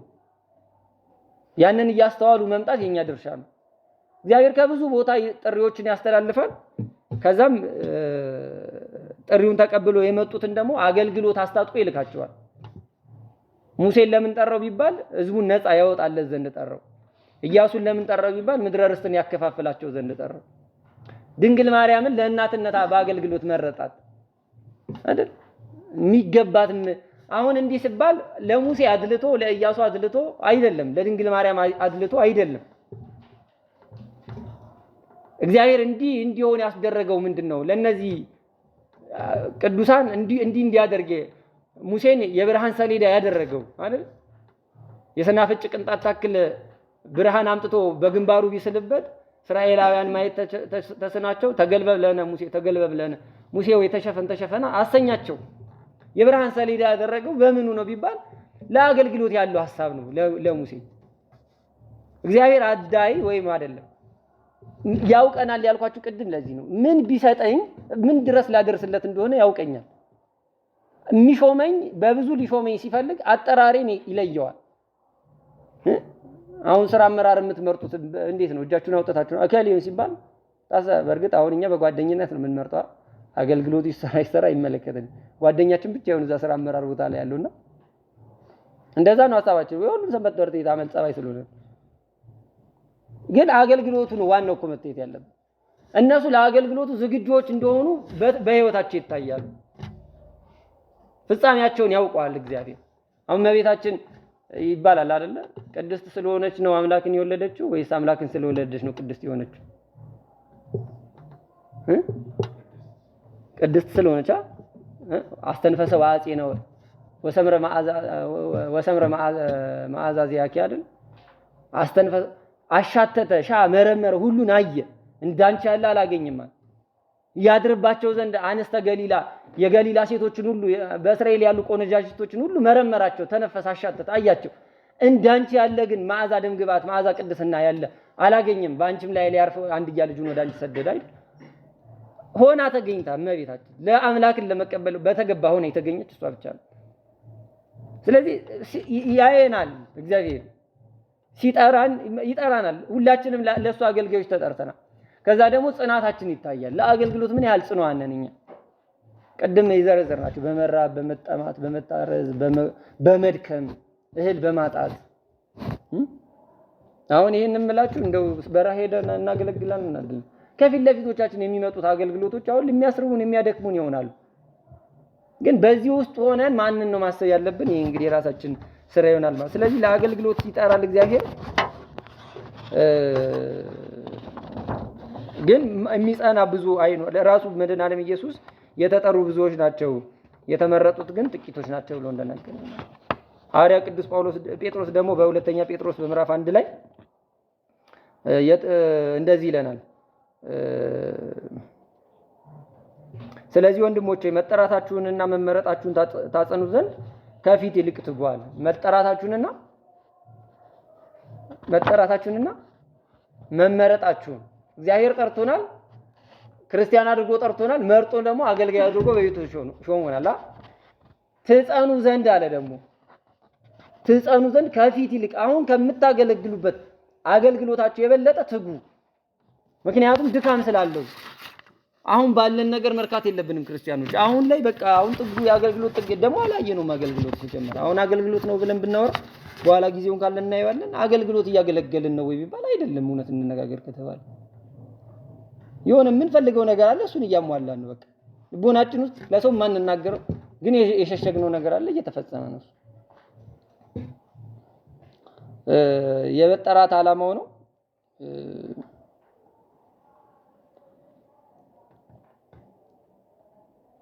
የተጠራንበት ዓላማ ቅድም መጀመሪያ በመግቢያ ላይ ነግሬያቸዋለሁ። የክርስቲያን ዓላማው ሰውን ለመንግስቱ ብቁ ዜጋ አድርጎ መፍጠር ነው። እኛ አገልጋዮች በነገራችን ላይ የምናገለግለው ያሉትን ለማጽናት የሌሉትን ለመጥራት ነው። ያሉትን እንጠብቃለን፣ እናጸናቸዋለን በሃይማኖት። ከዛ ደግሞ የሌሉትን ደግሞ ወደ በረቱ እንጠራበታለን። ዓላማችን ይሄ ነው። ሌላ ምንም ዓላማ የለንም ክርስቲያኖች። የሰንበት ትምህርት ቤቱ ዓላማ ንክስ አገልግሎት ወጥቶ ማገልገል አይደለም። በነገራችን ላይ እንኳን ሰንበት ትምህርት ቤት እንቧ ፋብሪካም ዓላማ አለው አይደል? እንደው ድርጅቱ ብንገማ የመስሪያ ቤቱ ራዕይ ምናምን ብሎ አስቀምጠው ለጥፎት እናይል። ሰንበት ትምህርት ቤትም ዓላማ አላት። ዓላማዋ ምንድነው ከተባለ ክርስቲያኖችን ለቅዱስ ስጋውና ለክቡር ደሙ ማብቃት፣ ለመንግስተ ሰማያት ዜጋ ማድረግ ነው። ሌላ ምንም ዓላማ የላትም ሰንበት ትምህርት ቤት። እኛ ከዓላማው ውጭ እየሄድን ይመስለኛል በእርግጥ። እና ዓላማችን ምንድነው ከተባለ ሰዎችን ለመንግስተ ሰማያት ዜጋ ማድረግ፣ ክርስቶስን መምሰል ነው ዓላማችን። በቃ መዳረሻችን እሱ ነው። ሰው አገልጋይ ክርስቶስን መምሰል አለበት። የሚታየው በሰውየው ውስጥ የሚታየው ቅድም እንደተነገረ እኔ ከዚህ በኋላ አለ የሚታየው በእኔ ውስጥ አለ ጳውሎስ ክርስቶስ ነው አለ። ጳውሎስ ሞቶ ነው አይደለም አለ። ግን በቃ የእኔ ፈቃድ አይደለም ከዚህ በኋላ የሚከናወነው በእኔ ፈቃዳት ውስጥ የሚሰራው የክርስቶስ ፈቃድ ነው የሚታየው። ስለዚህ አንድ ክርስቲያን ክርስቶስን ነው ሊያሳይ የሚገባው። ብርሃናችሁ በሰው ሁሉ ፊት ይብራ ሲለኝ እኮ ብርሃን ዘበአማን የተባለ ክርስቶስን ተላብሼ ነው። የራሴ ደገኛ ብርሃን የለኝማ፣ ብርሃን የለኝም። እኔማ ጨለማ ነኝ። ክርስቶስ ጋር ስጠጋ ግን ብርሃን ሆናለሁ፣ የብርሃን ልጅ ሆናለሁ። ስለዚህ ብርሃኔ በሰው ፊት ይበራል። ልሰውረው ብችል አይቻለኝም፣ ልደብቀው ብል አይደበቅልኝም። ብርሃን ነው። አሁን ይሄንን ነገር እንሸፋፍነው ብን እስከምን ድረስ እንሸፍነዋል? እንግዲህ ደገኛው የክርስቶስን ብርሃን ደግሞ አስቡት። ስለዚህ ክርስቶስን ነው ማሳየው ማለት ወደሱ በተጠጋው ቁጥር እሱ ነው በእኔ ውስጥ እየታየ የሚመጣው። ሌላው አገልጋዮች ከየት ይጠራሉ? እስቲ እናንተ ንገሩኝ። አገልጋይ ከየት ይጠራል? እስቲ እግዚአብሔር ከማህፀን ጀምሮ ይጠራል።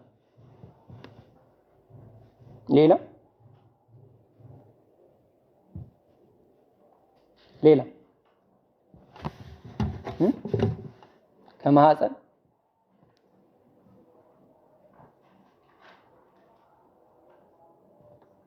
ሞክሩ። ከደጀ ሰላምን በሉ ከፈለጋችሁ። ከየት ይጠራል አገልጋይ? በቃ ማህፀን ላይ ነው ያላችሁት። ከማህፀን ይጠራል። እንደነማ ከተባለ እንደነ ኤርሚያስ፣ እንደ መጥምቀ መለኮት ቅዱስ ዮሐንስ አይደለ? ከማህፀን ይጠራሉ። ሌላው ከዓለም ከተለያየ ግብር ከስራቸው ይጠራሉ፣ ከሚሰሩበት ስራ።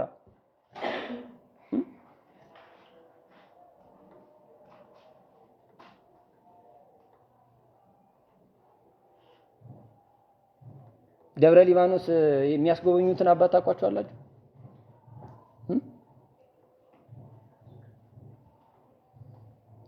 እንደነዚህ አይነት አባቶች ማለት ዓለም ላይ የተከበረ ስራ ኖሯቸው ግን እርግፍ አድርገውት ሄደው ማገልገል ጠሪው እሱ ስለሆነ ማለት ከሹመታቸው ከስልጣን ወንበራቸው ተነስተው የሚሄዱለታል።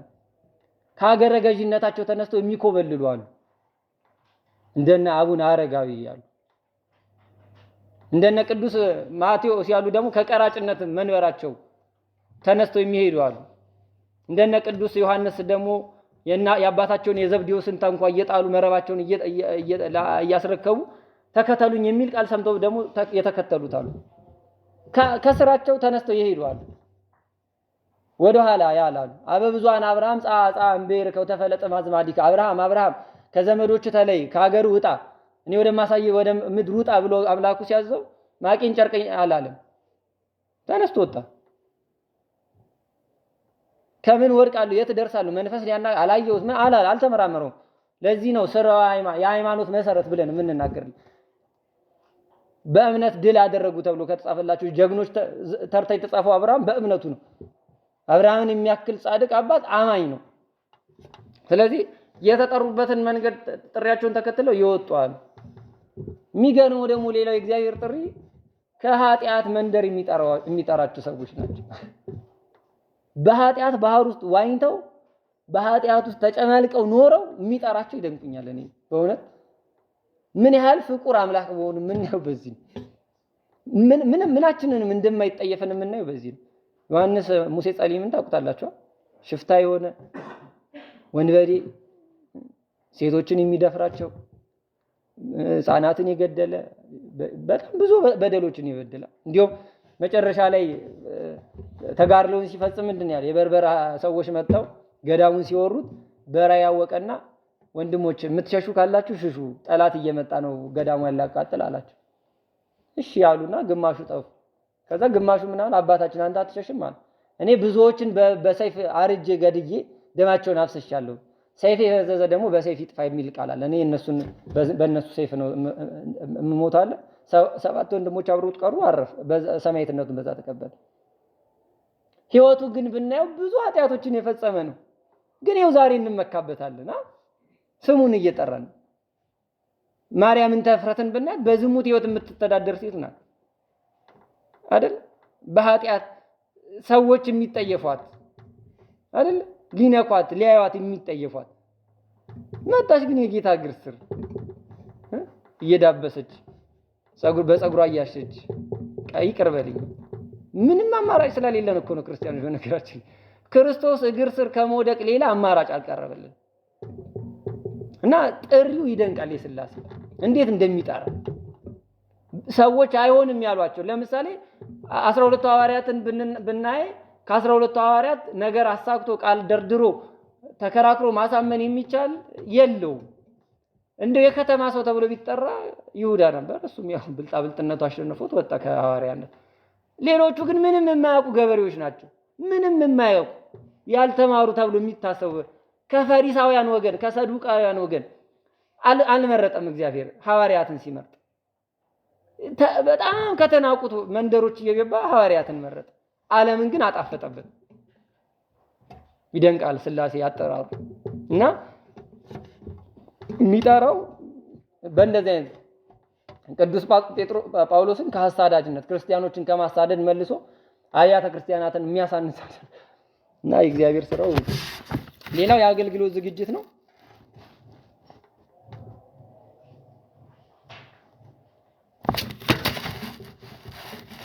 ከዝግጅቶቹ አንዱ የህሊና ዝግጅት አለው። መረጋጋት አለብን። ከህሊናችን አገልጋይ የተረጋጋ መሆን አለበት። መንቀጭቀጭ የምንለው ነው ያልሰከነ አገልግሎትንም ይበድላል፣ ያስንቃልም፣ ሰዎችም እንዲተቹት ያስደርጋል። አገልግሎትን ድካም ማራቅ፣ የማገልገል ፍላጎት እችንና የማገልገል ፍላጎትና ጉጉት። ሰው ለአገልግሎት ጉጉት ሊኖረው ይገባል። አሁን ጉጉት ሊኖረው ይገባል ሲባል በቃ እኔ ስለዚህ አገልግሎት ጓጉቻለሁና ለአገልግል ብሎ ግድ የሚል አይደለም። አሁን በነገራችን ላይ ዩኒፎርም ለብሰን በታቦቱ ፊት ስለዘመርን ብቻ በረከት ይሰጣል ብላችሁ እንዳታስቡ። ለምሳሌ ይሄንን በትልቁ ምሳሌ ልመስልላችሁና በዚህ ቅዳሴ መጽሐፋችን ትርጓሜ ላይ እንደዚህ ይላል። ልኡካኑ ከበቁ ለልኡካኑ፣ ልኡካኑ ካልበቁ ለህዝቡ፣ ህዝቡ ካልበቃ በረሃ ለወደቀው የሚለው ስጋው ደግሞ ይነጠቃል። ሰውየው እንደተቀበለ ነው የሚያውቀው። ዲያቆኑ በቃ እኔ መቀደስ አለብኝ ብሎ ቢገባ በትዕቢት እግዚአብሔር እሱ ተስፋ እንዳይቆርጥ ያ በትዕቢት እንዳይወርቅ ለሁለቱም አይነግራቸውም። ግን ይሄንን የስጋው ደሙን ክብር ያነሳበት የተቀበለ ነው የሚመስለው ይወጣል ቆርቤያለሁ ብሎ ግን ነስቶታል በረከቱ። ይሄን በአገልግሎት ስነግራችሁ ፊቱ ዘምረናል ግን ነስቶናል። እየተገባው ለተከለከለው ግን ነጠላ ለብሶ ምናልባት ገረገራው ስር ለቆመው ግን በረከቱን ይሰጣል። ማን ከልክሎት? ለምን ይሄን ታደርጋለህ የሚለው አለ ከኛ መካከል ተነስቶ። ስለዚህ ልንጓጓ ለአገልግሎት ልንጓጓ ይገባል። ምን ነው ባገለገልኩት አይደል? ምን ነው ከዘመኑ አደረሼ ውሃ ቀድቼ እንጨት ሰብሬ ተመላልሼ አጎንብሼ ባገለገልኳት እያለች የምትመኝ ነበረች። ለአገልግሎት ጉጉት ነበራት ማለት ነው። እሷ ወርጄ ተመላልሼ ስትል ጭራሹ እናቷ አድርጓት አሳረፈ። ምን ይሳነዋል? ስለዚህ አገልጋይ ዝግጁ መሆን አለበት። በቃ በዚህ ቀና ቢባል አይ ቆይ የሚለው ጉዳይ ሊኖረው አይገባም። ከዛ ሌላው የእውቀት ዝግጅት ነው። ቅድም ስለ እውቀት አውርተናል መሰለኝ። ቃል እግዚአብሔርን ማወቅ አለበት። አብዛኛውን ጊዜ ለአገልግሎት መሰናክል ከሚሆነው አንዱ ያለ በቂ እውቀት የሚገለገል አገልግሎቱ የሚፈልገውን እውቀት የለንም አብዛኞቻችን። በቦታውንና ሁኔታውን አልጥቀስላችሁና በአንድ ወቅት እኔ በቦታዬ ነበርኩኝ። ይሄን ሰማና ሰንበት ትምህርት ቤቶች ተጋጭተው ከማህበራት ጋር ማህበራት ጥምቀት ተመላሾች አሉ አይደል? ብዙ ጊዜ ሰንበት ትምህርት ቤት ይሄ ራሱ አንድ በጣም አገልግሎታችንን አለማወቅ ነው። የአገልግሎት ዓላማው ምን እንደሚፈልግ አለማወቅ ነው። ቅድም ሰውን ማዳን ነው እየተባባልን ግን ቢሆን አካል ሲመጣብን አይ በቃ ሰንበት ትምህርት ቤት ተቋምናት መነካት የለበትም ብለን እናምጻለን እኛ እና ልጆቹን እናርቃቸዋለን። እነሱም ደግሞ የሚመጡበት መንገድ ትክክል አይሆንምና በቃ ለአንዲት በዚህ በኦሪት ዘፍጥረት ላይ እንዳለው በማህፀን ውስጥ ምን አይነት ጸብ ነው ያለው እንዳ ያዕቆብና ኤሳው ገና እኮ ከማህፀን የጀመረ ጸብ አንዱ ለአንዱ አለቃ አንዱ ለአንዱ ገዥ ሊሆን እያለ ይነግራታል እግዚአብሔርና ጸባቸው የአንድ እናት ልጅ ሆነው ይጣላሉ። ምንድነው ቢባል ሁለቱንም አስቀምጣችሁ ምንድነው የምትፈልገው ብትሉት ሰው ወደ ቤተ እግዚአብሔር ማለት ታዲያ አሁን እያደረክ ያለው በዚህ ነው የሚቀርበው ብትሉት መልስ የለም። እና በጣም ያሳቀኝ ልንገራችሁና እንዲሁም ከዚህ በኋላ ምንጣፍ አናነጥፍላቸውም አሉ። ይሄ የሚለው ከምኑ ነው? ይሄ ከጥምቀት እና የሚያነጥፈው ለካ ለሰንበት ተማሪ ነው አልኩኝ በህሊኔ። እስከ ዛሬ የሚያስበው ለካ ሰንበት ተማሪ እየዘመረ ይሄዳል፣ ምንጣፍ እየደረደረለት ይሄዳል። ማተጎዳ። ከዚህ ደግሞ አንጥፉ። ከዚህ በኋላ እንደም ግማሾቻችን ዩኒፎርም አውልቀን ምንጣፍ ተሸካሚ ሆነን እናነጥፋለን፣ ግማሹ ይዘምራል አለ። እንዲህ ያለው ልጅ እውነት እላችኋለሁ ከአገልግሎት ርቋል። ሰይጣን በጣም ብልጥ ነው። የማናየው ማንይዘውን ያስዳስሰናል፣ ያሳየናል። ለምናገለግለው አገልግሎት ፍጹም ዕውቀት የለንም። በጣም ማወቅ አለ ምን እያደረግን እንደሆነ እንዳንበድል። አሁን ለምሳሌ ጸበል ቦታ ላይ ሰዎችን የሚያመናጭቁ ሰዎች አላያችሁ? ምን ተውት፣ ራሳችን እኛ ቁርባን ሊቆርብ የመጣን ሰው አንገፋም። እኛ እኮ አንቆርብም። ሊቆርብ የመጣውን ግን እንገፋዋለን። ተው ምናምን እንላለን። ምን እያደረግን እንደሆነ እኮ አናውቅ። ምን እያደረክ ነው ብንባል ምናልባት እያስተናበርኩ የሚል ቆንጆ መልስ እንመልስ ይሆናል። ግን አይደለም። ክርስቲያኑ አያውቅ ነው አይደለም። ለስጋው ደግሞ የቀረበን ሰው በዛ ሰዓት እኮ ለቅድስና እየቀረበ ሰው ያለ ሰው ነው። እና ልንጠነቀቅ ይገባል። አገልግሎት በእውቀት ነው የሚገለግለው አይደለ? እግዚአብሔር አተሳልክ ለእግዚአብሔር ወኪያ አስስ እግዚአብሔርን አንዲት ነገር ለመንኩት እሷንም እሻለሁ በእግዚአብሔር ቤት ኖር ዘንድ እግዚአብሔርን የሚያሰኘውን አውቅ ዘንድ አይደለ? በቃ ማወቅ ምን አስደስታለሁ ብዬ እንዳላሳዝነው ልንጠነቀቅ ማወቅ አለ። ምን ያስደስተዋል ብዬ ማወቅ አለ። የማገለግለውን አገልግሎት ለቦታው የሚገባ ዕውቀት ሊኖረኝ ይገባል። የዕውቀት ምንጮቼ አንደኛ መሰረታዊና ተጨማሪ ተብሎ እንከፍላቸዋለን። ለፈተና ይረዳቸዋል ብዬ የምነግራችሁ አንደኛ መሰረታዊ ብለን የምንጠራቸው ከእግዚአብሔር ከአምላካችን ከወልድ ከኢየሱስ ክርስቶስ የሰማነው ትምህርት ነው። መሰረታዊ ብለን የምንናገረው ሌላው ብሉያት ናቸው፣ ሌላው ሐዲሳት ናቸው። መሰረታዊ ናቸው እነዚህ ዕውቀቶቻችን፣ ምንጮቻችን፣ የዕውቀት ምንጮቻችን። ሌላው የአባቶችን ሕይወት ማጥናት ነው። በእነሱ መንፈሳዊ እድገታቸውን ልዕልናቸውን አይተን በቃል ኪዳናቸውም እንድንጠቀም ወደ እነሱም እንድናርግ ያደርገናል። ሌላው የአባቶች የአባባል ጥናት ነው። አባባሎች አሉ የአባቶች። ለምሳሌ ሕፃን ያለ ወተት እንደማያድግ ሁላ ልብ ያለ መከራ ከፍ አይልም ይላሉ አባቶች ቅዱሳን። እዚህ መጽሐፈ ገነት ላይ የምታገኙ ሕፃን ያለ ወተት እንደማያድግ ልብ ያለ ምን አሁን ይሄንን ብንመራ ፍልስፍና እኮ ነው። በጣም አባቶች በጣም ተፈላስፈውበታል። እነ ቅዱስ ጊዮርጊስ አባ ጊዮርጊስ ዘጋስጫ ፈላስፎች ናቸው። በነገራችን እነ ቅዱስ ዮሐንስ አፈወርቅ ጠቢባን ናቸው። የዓለምን ፍልስፍና ያውቁታል።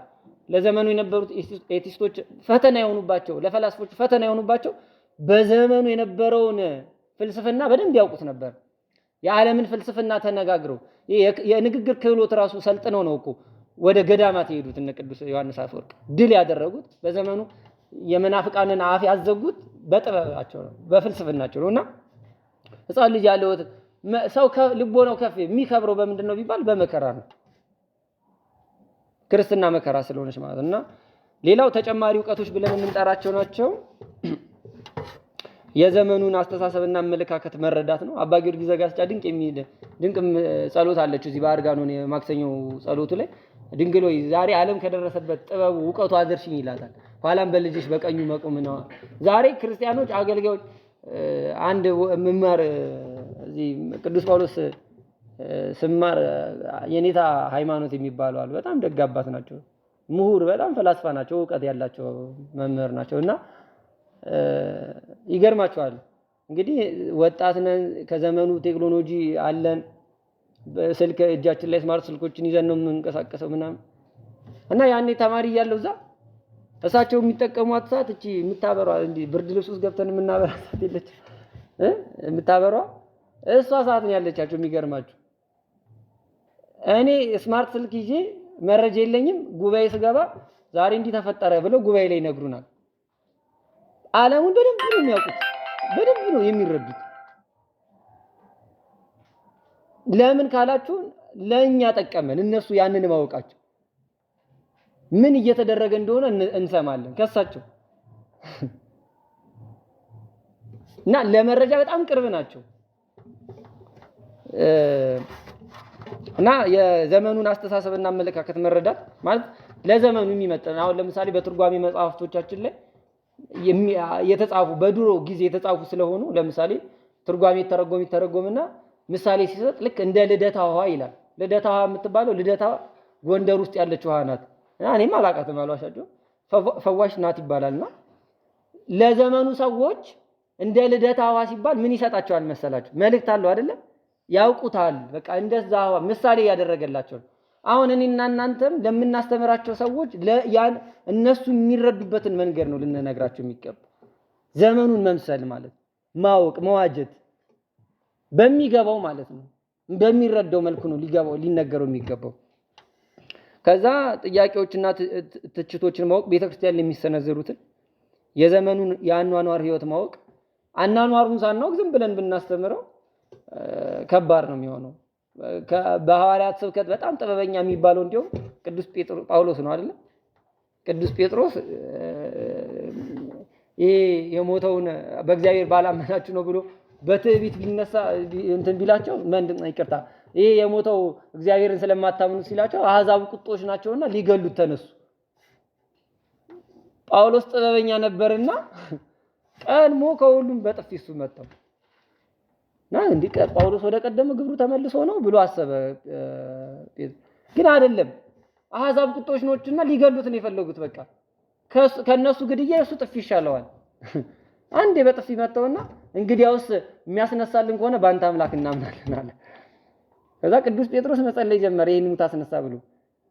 የሚገርማቸው ቅዱስ ጴጥሮስ ብቻ አይደለም፣ ቅዱስ ጳውሎስም አብሮት ይጸልያል። እንዲያውም ሙቱ ሲነሳ አንዱ ራሰ በራ የሆነ ሰው መጥቶ ና ተነሳ አለኝ ይላል። ይሄ ቅዱስ ጴጥሮስ ነው በትውፊት የምናውቀው። ይቅርታ ጳውሎስም ይጸልይለት ጀመረ፣ አብሮ ያግዘው ነበር በጸሎት።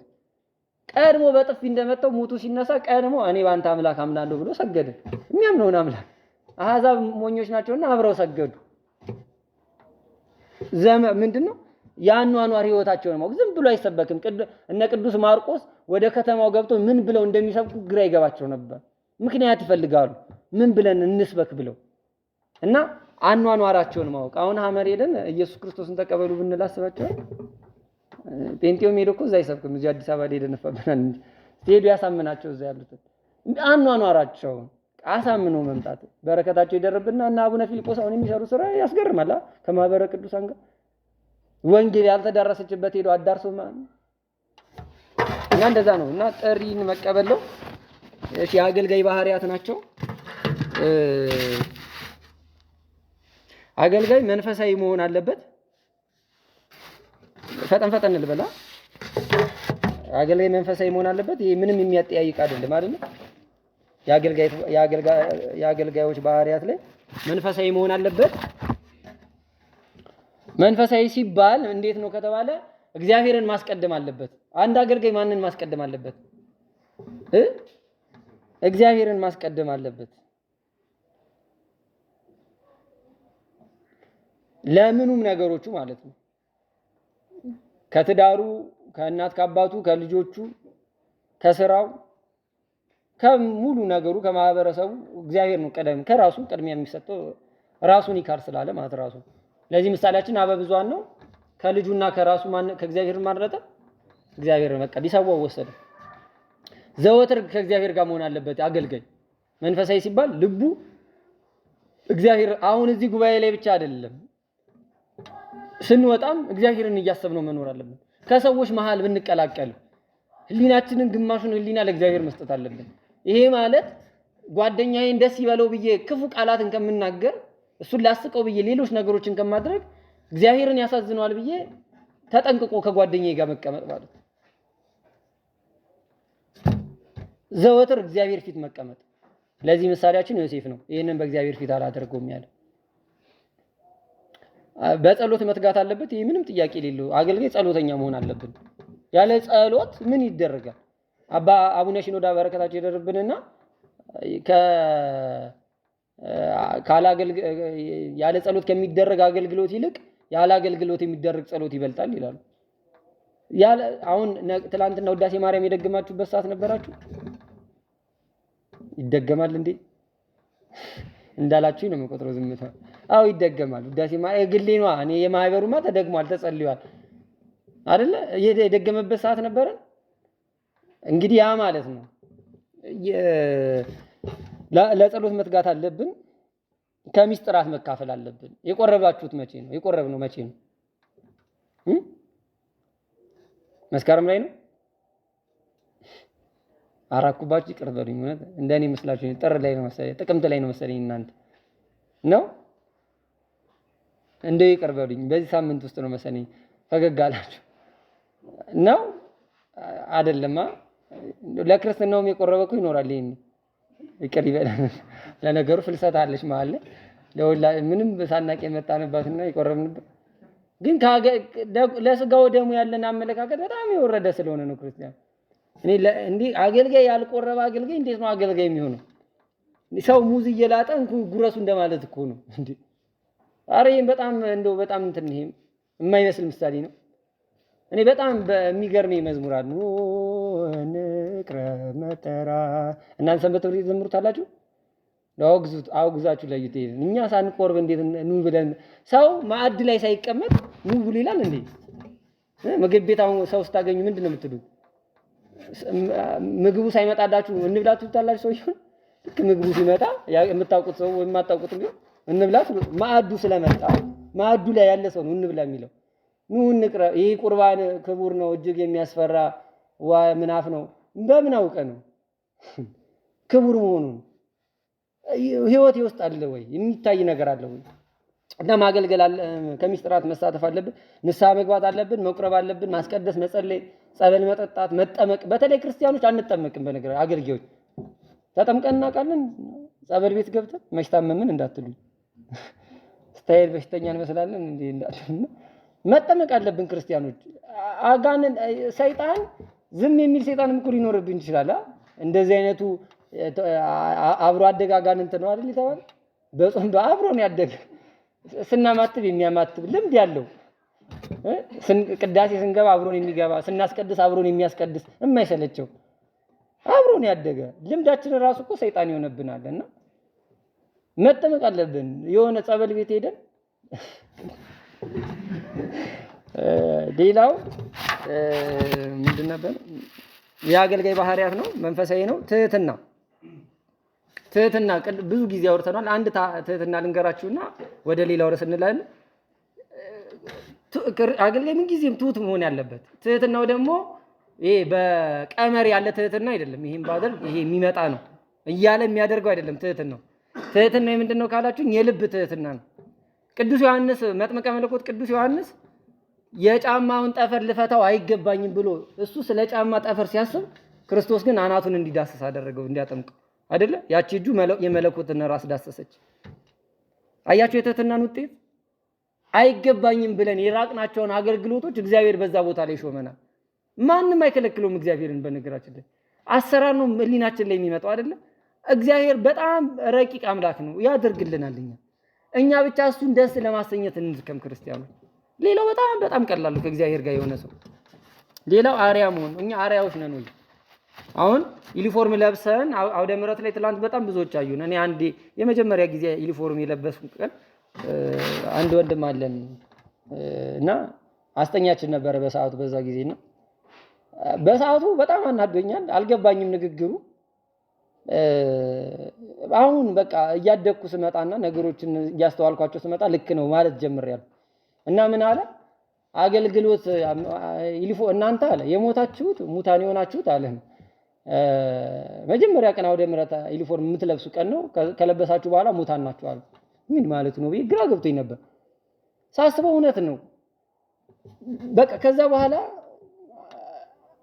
ሰዎች አያውቁኝም ማለት ከባድ ነው። አገልግሎት ላይ ሆነ በምናደርጋቸው ነገሮች ሁሉ በምትናገሩት፣ ስትጣሉ፣ መንገድ ለመንገድ ስትሰዳደቡ፣ ስናሽሟጥጥ፣ ስናንጓጥጥ ይሄ ሰው ትላንት ዩኒፎርም ለብሶ ሲዘምር አላየንም ነው የሚለው።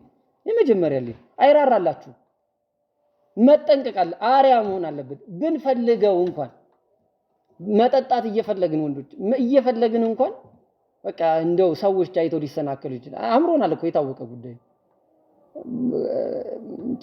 በቃ ወይ ቤት ገብተው መጠጣት ይችላል እንደው ለአምሮት ብለን ማለት። ሰው ግን አይቶን አይሰና። አርያ መሆን አለብን በተቻለን አቅም። ሰው አይቶኝ ሊወድቅብኝ ይችላል። መሳደብ እየፈለጉ በጣም ስሜታዊ አድርጎኝ ነገሩ ቢያውቀኝስ ትላንትና ቁርባን ቦታ ላይ ሳስተናበር አይቶኝ ቢሆንስ ልንሰርቡ ያሰብነው ሰው ምን ያህል እንደምንጎዳው ወቁ። ከዛ ደግሞ በጣም የሚያስቀው የቲክቶክ እንትኖቻችን ናቸው ሲባል እየዘመርን ያለ ሲባል እየጨፈርን ያለ አንድ ቦታ ላይ ሁለት ሰው ቆሟል። አይከብድም? አርያነታችን በምንድን ነው? ሰዓት ይደምሰል ቅንነት ሊታይ ይገባል ከመንፈሳዊ ሰው ላይ። በጣም ቅኖች መሆን አለብን እንደ ኢዮብ ማለት ነው። በምድር ላይ ቅን ነበር ብሎ እንደተጻፈለት የአገልጋይ ዋጋው ነው። የአገልጋይ ዋጋ ቅድም አይተናል።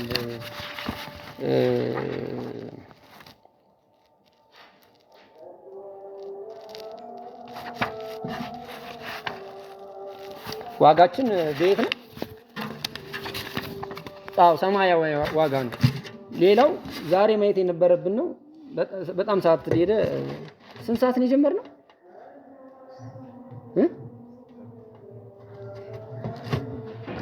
ለ12 ስንት ሰዓት ነው ማለቅ ያለበት? እሺ እኔ እንደናንተ አይደለሁም። በአንድ ሰዓት እለቃቸዋለሁ እና የአገልጋይ ፈተናውን ለፈተና ስለሚረዳችሁ ነው። ውጫይና ጨርሰናል። ይሄ ነገር ሊያሳድረን ነው እንዴ?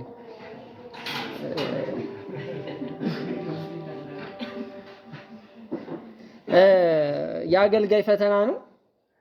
ፈተናችን ከየት ይመጣል ከተባለ ውጫይና ውሳጣዊ ፈተናዎች ብለን እንለያቸዋለን።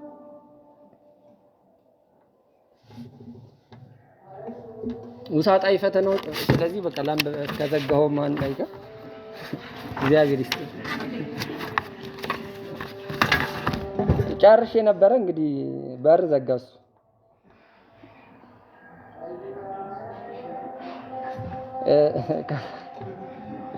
እሺ ፈተናዎቻችን ውስጣዊ ፈተናዎቻችን ቅድም በሐሳብ ስለነገርኳችሁ ብዙ አልቆይበትም። አገልግሎትን አለመረዳት ምን እያገለገለ እንደሆነ ሰውየው አያውቀው። ጸበል ይቀዳል ግን ምን አሁን የምነግራችሁ ታሪክ ልጁ ትንሽ የአእምሮ በሽተኛ ነው። እርግጥ ግን እንደ ጤነኛ ሰው ብናስበው በጣም የማይሆን ነገር ነው የሚያደርገው። እና ጸበል ሲቀዳ እሑድ ወጣቶች መጥተው ጸበል ሲጠጡ አጎበር ማስለቀቂያ ነው እያለ ነው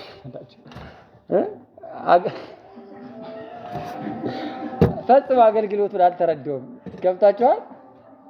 አጎበር ሰውየው በቃ ከዛ በኋላ ጸበል አይመጣም። እንዲሁም አንድ ቀን ወደ ግቢ ስገባ በጣም ሲናገረው ብር ሲጠይቀው ብር 10 ብር ስጠኝ ይለዋል። ሁላችንም ግቢ ስንገባ 10 ብር ስጡኝ የሚል ልጅ ነው እና እናውቀዋለን እኛ የግቢ ሰዎች ምንም ቢድም አይደንቀንም። እና ሊጣላው ሲሞክር አየን። ምንድነው ስንል 10 ብር ጠይቆኝ ነው ጸበል ቀርቷል ልጁ አሁን እኛ ይሄንን እያደረግን አይደለም ወይ ነው ክርስቲያኖች? ይሄ በአእምሮ ህመም ምክንያት የመጣ ነው። ልጁ እያገለገለ ነው ግን አገልግሎቱን ሳንረዳው ሰዎችን አልገፋናቸውም ወይ? በዛ ቦታ ላይ መገኘት ኖሮባቸው መቀመጥ ኖሮባቸው ጤነኛ ሆነን ሰዎችን አላበሳጨናቸውም፣ አልገፋናቸውም ወይ? ዩኒፎርም ለብሰን ሰዎችን አላመናጨቅንም ወይ? ስለዚህ አገልግሎቱን እየተረዳ ነው አይደለም። በጣም ትዕግስተኛ ነው አገልጋይ መሆን ያለበት። በጣም ወደር የማይገኝለት ትዕግስት። በቃ ምንም ቢያደርጉን ዝም ልንል ግን መልስ እንመልሳለን። እና በጣም እኔ ከሚመጡ ያኔ በቤተክርስቲያን በስራ አመራር ሆነን ስናገለግል ከሚመጡብን ክሶች አንዱ በማስተናበር ቦታ ላይ ያሉ ሰዎች የሚያደርጉት ነገር እና የሚናገሩት ንግግር። እንግዲህ ዩኒፎርም ለብሰው የሚናገሩትን ንግግር አይጠነቅቁላቸውም። በቃ የነሱ ስልጣን ነው ያ ቦታ ብለው ነው የሚያስቡት፣ ግን አይደለም። ስለዚህ አገልግሎቱን አለመረዳት ነው። ትኩረት አለመስጠት ለአገልግሎት በቸልተኝነትና በልምድ በቃ ልምዱ ነው አሁን አገልግሎት እየሆነብና ትኩረት እንሰጠዋለን። አሁን በትኩረት የምንዘምረው መዝሙር አለ፣ የምናዘምረው መዝሙር አለ፣ የምናገለግለው አገልግሎት አለ። ትኩረት ሰጥተነው ስለዚህ በትኩረት ማገልገል አለብን። የእርስ በእርስ ፍቅር ማጣት ነው። ይሄን ቅድም ብያለሁ። ፍቅር ላይ ሌላው ፍቅረ ነዋይ ነው። አገልግሎትን ወደ ንግድ መቀየር አይደለ? አገልግሎት ንግድ የሆነባቸው ሰዎች የሉ? ንግስ ሲቆይባቸው የሚበሳጩ መዝሙር ለማውጣት ያንንም ምንም ሐሳቡ ለሰው ምን የሆነ መልእክት የሌለው መዝሙር ይወጣል። ንግድ ሆኗል አገልግሎት። በቃ ያለ ዋጋ የተቀበላችሁትን ያለ ዋጋ ስጡ የተባለውን በዋጋ እየተመነለት ነው። ዛሬ ጉባኤያት ቢዘረጉ መምህራን የሚመጡበት ዘማሪያን የሚመጡበት የታወቀ ጉዳይ ነው። በቃ ለምደናል። አሁን በቃ እኔ እነ ቅዱስ ጴጥሮስ ምን ያህል እንደተጎዱ አሁን ነው የሚታየው። ማርያም ያለ ምንም ዋጋ ጫማ እንኳን እንዳትይዙ ትርፍ ጫማ እንዳትይዙ እኮ ተብሎ የተላኩ እና ሐዋርያው ጴጥሮስ ይገርሙኛል። ይሄን ዘመን ያዩት ሲመጡ ወንበር ተደርድሮ ለነሱ እኮ ጅራፍ ነው የሚዘጋጅላቸው፣ ወይ አናብስት በቃ ይጣላል፣ ወይ ሰይፍ ወይ ገራፊ። ግን እያወቁት ይሄዳሉ። አሁን ገራፊ ያለ ሚካኤልና አስተምር ቢባል እኔም አልመጣም። በርግጥ አስቡት። እና በጣም አገልግሎትን የነፃ አገልግሎትን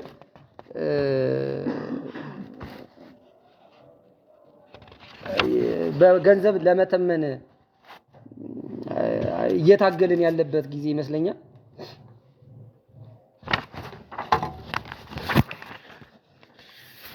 ሌላው ውጫዊ ፈተኖቻችን ከዓለማውያን አስተዳደር ጋር ጥቅማቸው ከሚነካባቸው አካላት ጋር አሁን እኔ አውደ ምሕረት ቆሜ ምዕመናን አሁን መቅደስ ያለው ጠዋፍ ዘቢብ ዕጣን ለአንድ ወር ያስቀድሰናል አታምጡ ብል አሁን በሚቀጥለው ማይክ ይሰጠኝ በቃ አሁን ያለው ለአገልግሎት በቂ ነው። ጠዋፉም ዕጣኑም ዘቢቡ ጥላውን በቂ ነው። ሲያልቅ እንነግራቸዋለን ቢባል ጥቅማቸው የሚነካባቸው አካል እኔ ሌላ ሰው ለመናገር አይደለም አቅሙም የለም። ግን በጣም ቤተክርስቲያን እየተበደለችበት ያለው ጉዳይ ነው።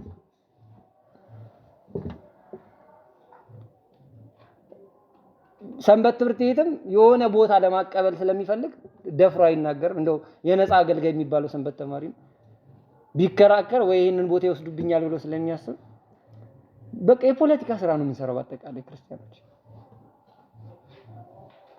አገልግሎት ግን መሆን የነበረበት እግዚአብሔር ይክበርበት ይደሰትበት ብሎ ነውና ፈተናዎችን ነው ለካ ያያየን ያለነው። የፖለቲከኛ ጽንፈኞች የመንግስት ስልጣን የሚጠቀሙ አጽራረ ቤተክርስቲያን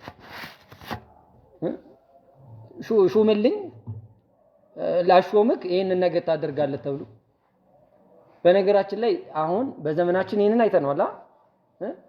አጸያፊ ዘመን ቢሆንም በፖለቲካ የሚሾም አይተናል። ግን መጽሐፍትን ብናነብ ክርስቲያኖች ይሄ እንግዳ አይደለም። በጣም ሲደረግ የነበረ ነገሮች ነው።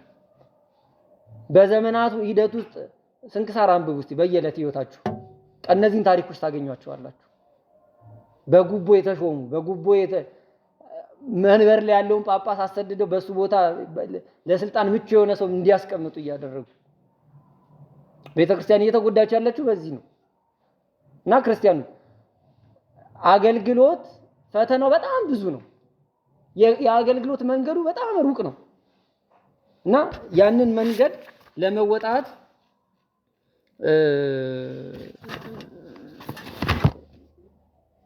ቁርጠኛ ሐሳብ ሊኖረን ይገባል። በጣም መሽቷል ብዬ ስለማስብ ነው። እሺ ምናልባት ሐሳብ እየተቆራረጠባችሁ ከሆነ የእውቀት ማነስ ነው። ቀደም ብለናል። አገልጋይ እውቀት ማለት አለበት። ሌላው የህይወት መንፈሳዊ ህይወት መዛለው መንፈሳዊ ህይወታችንን የሚያዝለው ደግሞ ያለ አቅማችን ምን ጀምራቸው አገልግሎቶች ናቸው። ያለ ምናችን አንድ መነኩሴ ወደ ገዳም ሄደና ገና አንድ ሳምንትም አልሞላው እና እኛ መነኮሳት እያለ ማውራት ጀመረ። እኛ መነኮሳት እንዲህ እያልን ሲል አበምኔቱ ተመለከተውና ሰይጣንን ለምን በትዕቢት ተፈትነዋለህ ብሎ ጠየቀው። ማንን አለው? እከሌ የሚባለውን መነኩሴ ሲል አባ ይሄ ሰውዬ መመንኮሱን ገና ዛሬ መስማቴ ነው አለ ይባላል። ያለ አቅማችንን ጀምርና ሁኔታዎች አልመቻችልን ሲሉ ከቤተ ክርስቲያን ዞር እንላለን፣ ከመቅደሱ እንርቃለን። ግን አቅማችን ምን ድረስ ነው እኔና እናንተ ማገልገል ያለበት? ስለዚህ አቅማችንን በራሳችን ፈልገን ማወቅና መለየት አለብን። ሌላው መንፈሳዊ ሕይወትን መሰልቸት። በጣም ትላንትና ደስ ብሎናል ዋለ አይደል? ከዛ ከፊት ለፊታችን ደግሞ ጥምቀት አለ 3 ቀንምና ከተራ እለቱን ከዛ ሚኬላ 4 ነው ጭራሽ። እሺ ጥሩ ነው። ሳምንት ቢሆንስ? አረ ሰራ ቦታ ምን ይሉኛል አትልም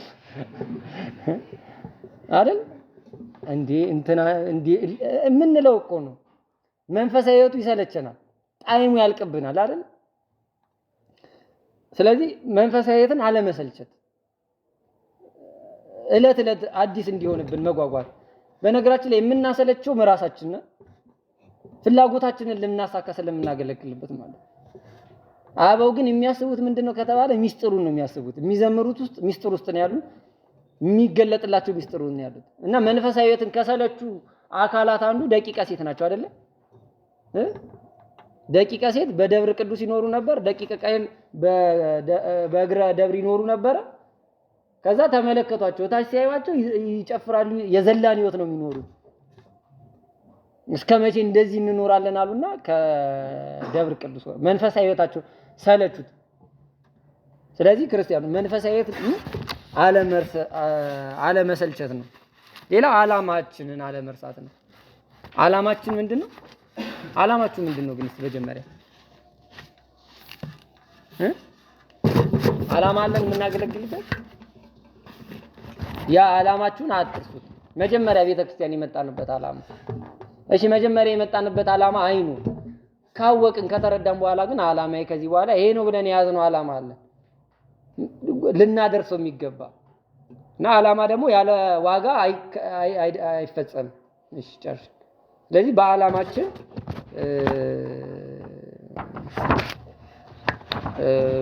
ዓላማችንን አለመርሳት ነው። ለምድራዊ ክብራችን አለመጨነቅ፣ ሰዎች ምን ይሉናል፣ ምን ያደርጉናል፣ እንዴት ይሆኑልናል ብሎ አለመጨነቅ። በአገልግሎታችን አንድ ስልጠና ስሰለጥን የሰማሁትን ልንገራችሁና ትምህርቴን ልጨርስ። ብዙ ጊዜ ስብከቶቻችን፣ ዝማሬዎቻችን ወደፊት ነው ወደ ኋላ ነው?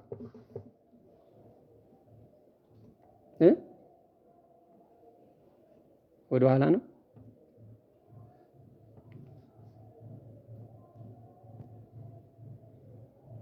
ወደፊት ነው ወደ ኋላ ነው? አልገባችሁ? ምዕመናን የሚቀመጡት የት ነው? አሁን እናንተ እንደ ምዕመናን ብትሆኑ ከፊት ያ ከኋላ የሚቀመጡት ማንን ደስ ይበለው ብለን ነው የምናስተምረው፣ የምንዘምረው፣ የምንሰብከው። ወይም ደግሞ ስንዘምር ማይክ የሚዘን በሉ ምን የሚዘን ብለን ስንዘምር እንዲባል የምንፈልገው ከየት ነው? ሊቃውንቱ እያዩን ነበር አይደለ? አሁን የምንዘምራቸው ዝማሬዎች ወዴት ነው? ወደ ኋላ ነው። በቃ ከኋላ ያለውን አካል ለማስደሰት ሰባኪው የሚጥረው ምን የሚለው እነሱ ነው የሆነ ወይ አሞግሶ ወይ እንትን ብሎ እንትን። ግን አገልግሎት እንደዛ አይደለም። አገልግሎታችን መጨነቅ ያለበት አንድ አገልጋይ ለማን ነው ከተባለ ሰዎችን ይጥላይ አንጓጥ እንትን ይበላቸው አይደለም። ሰዎች የተከበሩ ፍጥረታት ናቸው፣ የታወቀ ነው። አስተዳዳሪዎች በየተራ ስም መጠራትም ያለ ጉዳይ ነው። በተለይ አሁን እኔና እናንተ ተነስተን አይ ሰዓት የለም ብለን ስማቸውን ሳንጠራ አንለፍ። በቃ የከበረ ሰው ኖሮ መጠናቸው የሆነ ሰው ሆኖ ስማቸውን ሊተው ይችላል በመጠን። እኛ ግን ልናከብር ግዴታችን። ሰውን ጣልን ዘርጥጥ እያልን አይደለም። ግን መጨነቅ ያለብን ለማን ነው ከተባለ ለምእመኑ ነው። ምእመኑ ይገባል ወይ? ምእመኑ በሚገባው ልክ ነው ወይ ስብከት እየተሰበከው ያለው? አሁን የአውደ ምሕረት ስብከቶቻችን እኛ የምናዘጋጅላቸው መርሃ ግብራት እነሱን የሚመጥ አንድን ምእመን አንድን በንግድ ዓለም ውስጥ ሲባዝን የዋለን ሰው የሚመጥነውን ነገር ነው እያዘጋጀንለት ያለው ወይ? የምንጨነቀው ለማን ነው? ወይስ እኛ ደስ ስላለን ብቻ ነው እያደረግን ያለን? እኛ የማይጥመንን ነገር ለሰዎች እናደርግላቸዋለን ወይ? ማለት በቃ ስላልፈለግ ነው አይ እነሱም አይፈልጉትም ብለን ነው እያልን እና መጨነቅ ያለብን ለክብራችን አይደለም። ሰዎች ምን ይሉናል ምን ያደርጉናል አይደለም። ሰዎች ቢጥሉን ቢነቁን ለተወሰነ ጊዜ ነው። እግዚአብሔር ሲያከብረን መልሶ ያመሰግኑናል። ስለዚህ የሰዎችን ሐሳብ ሳይሆን የእግዚአብሔርን ሐሳብ ልናስቀድም ይገባል። ይቆየን። ጥያቄ አላችሁ? በዚህ ሰዓትማ አይኖራችሁም። ስብሐት ለእግዚአብሔር።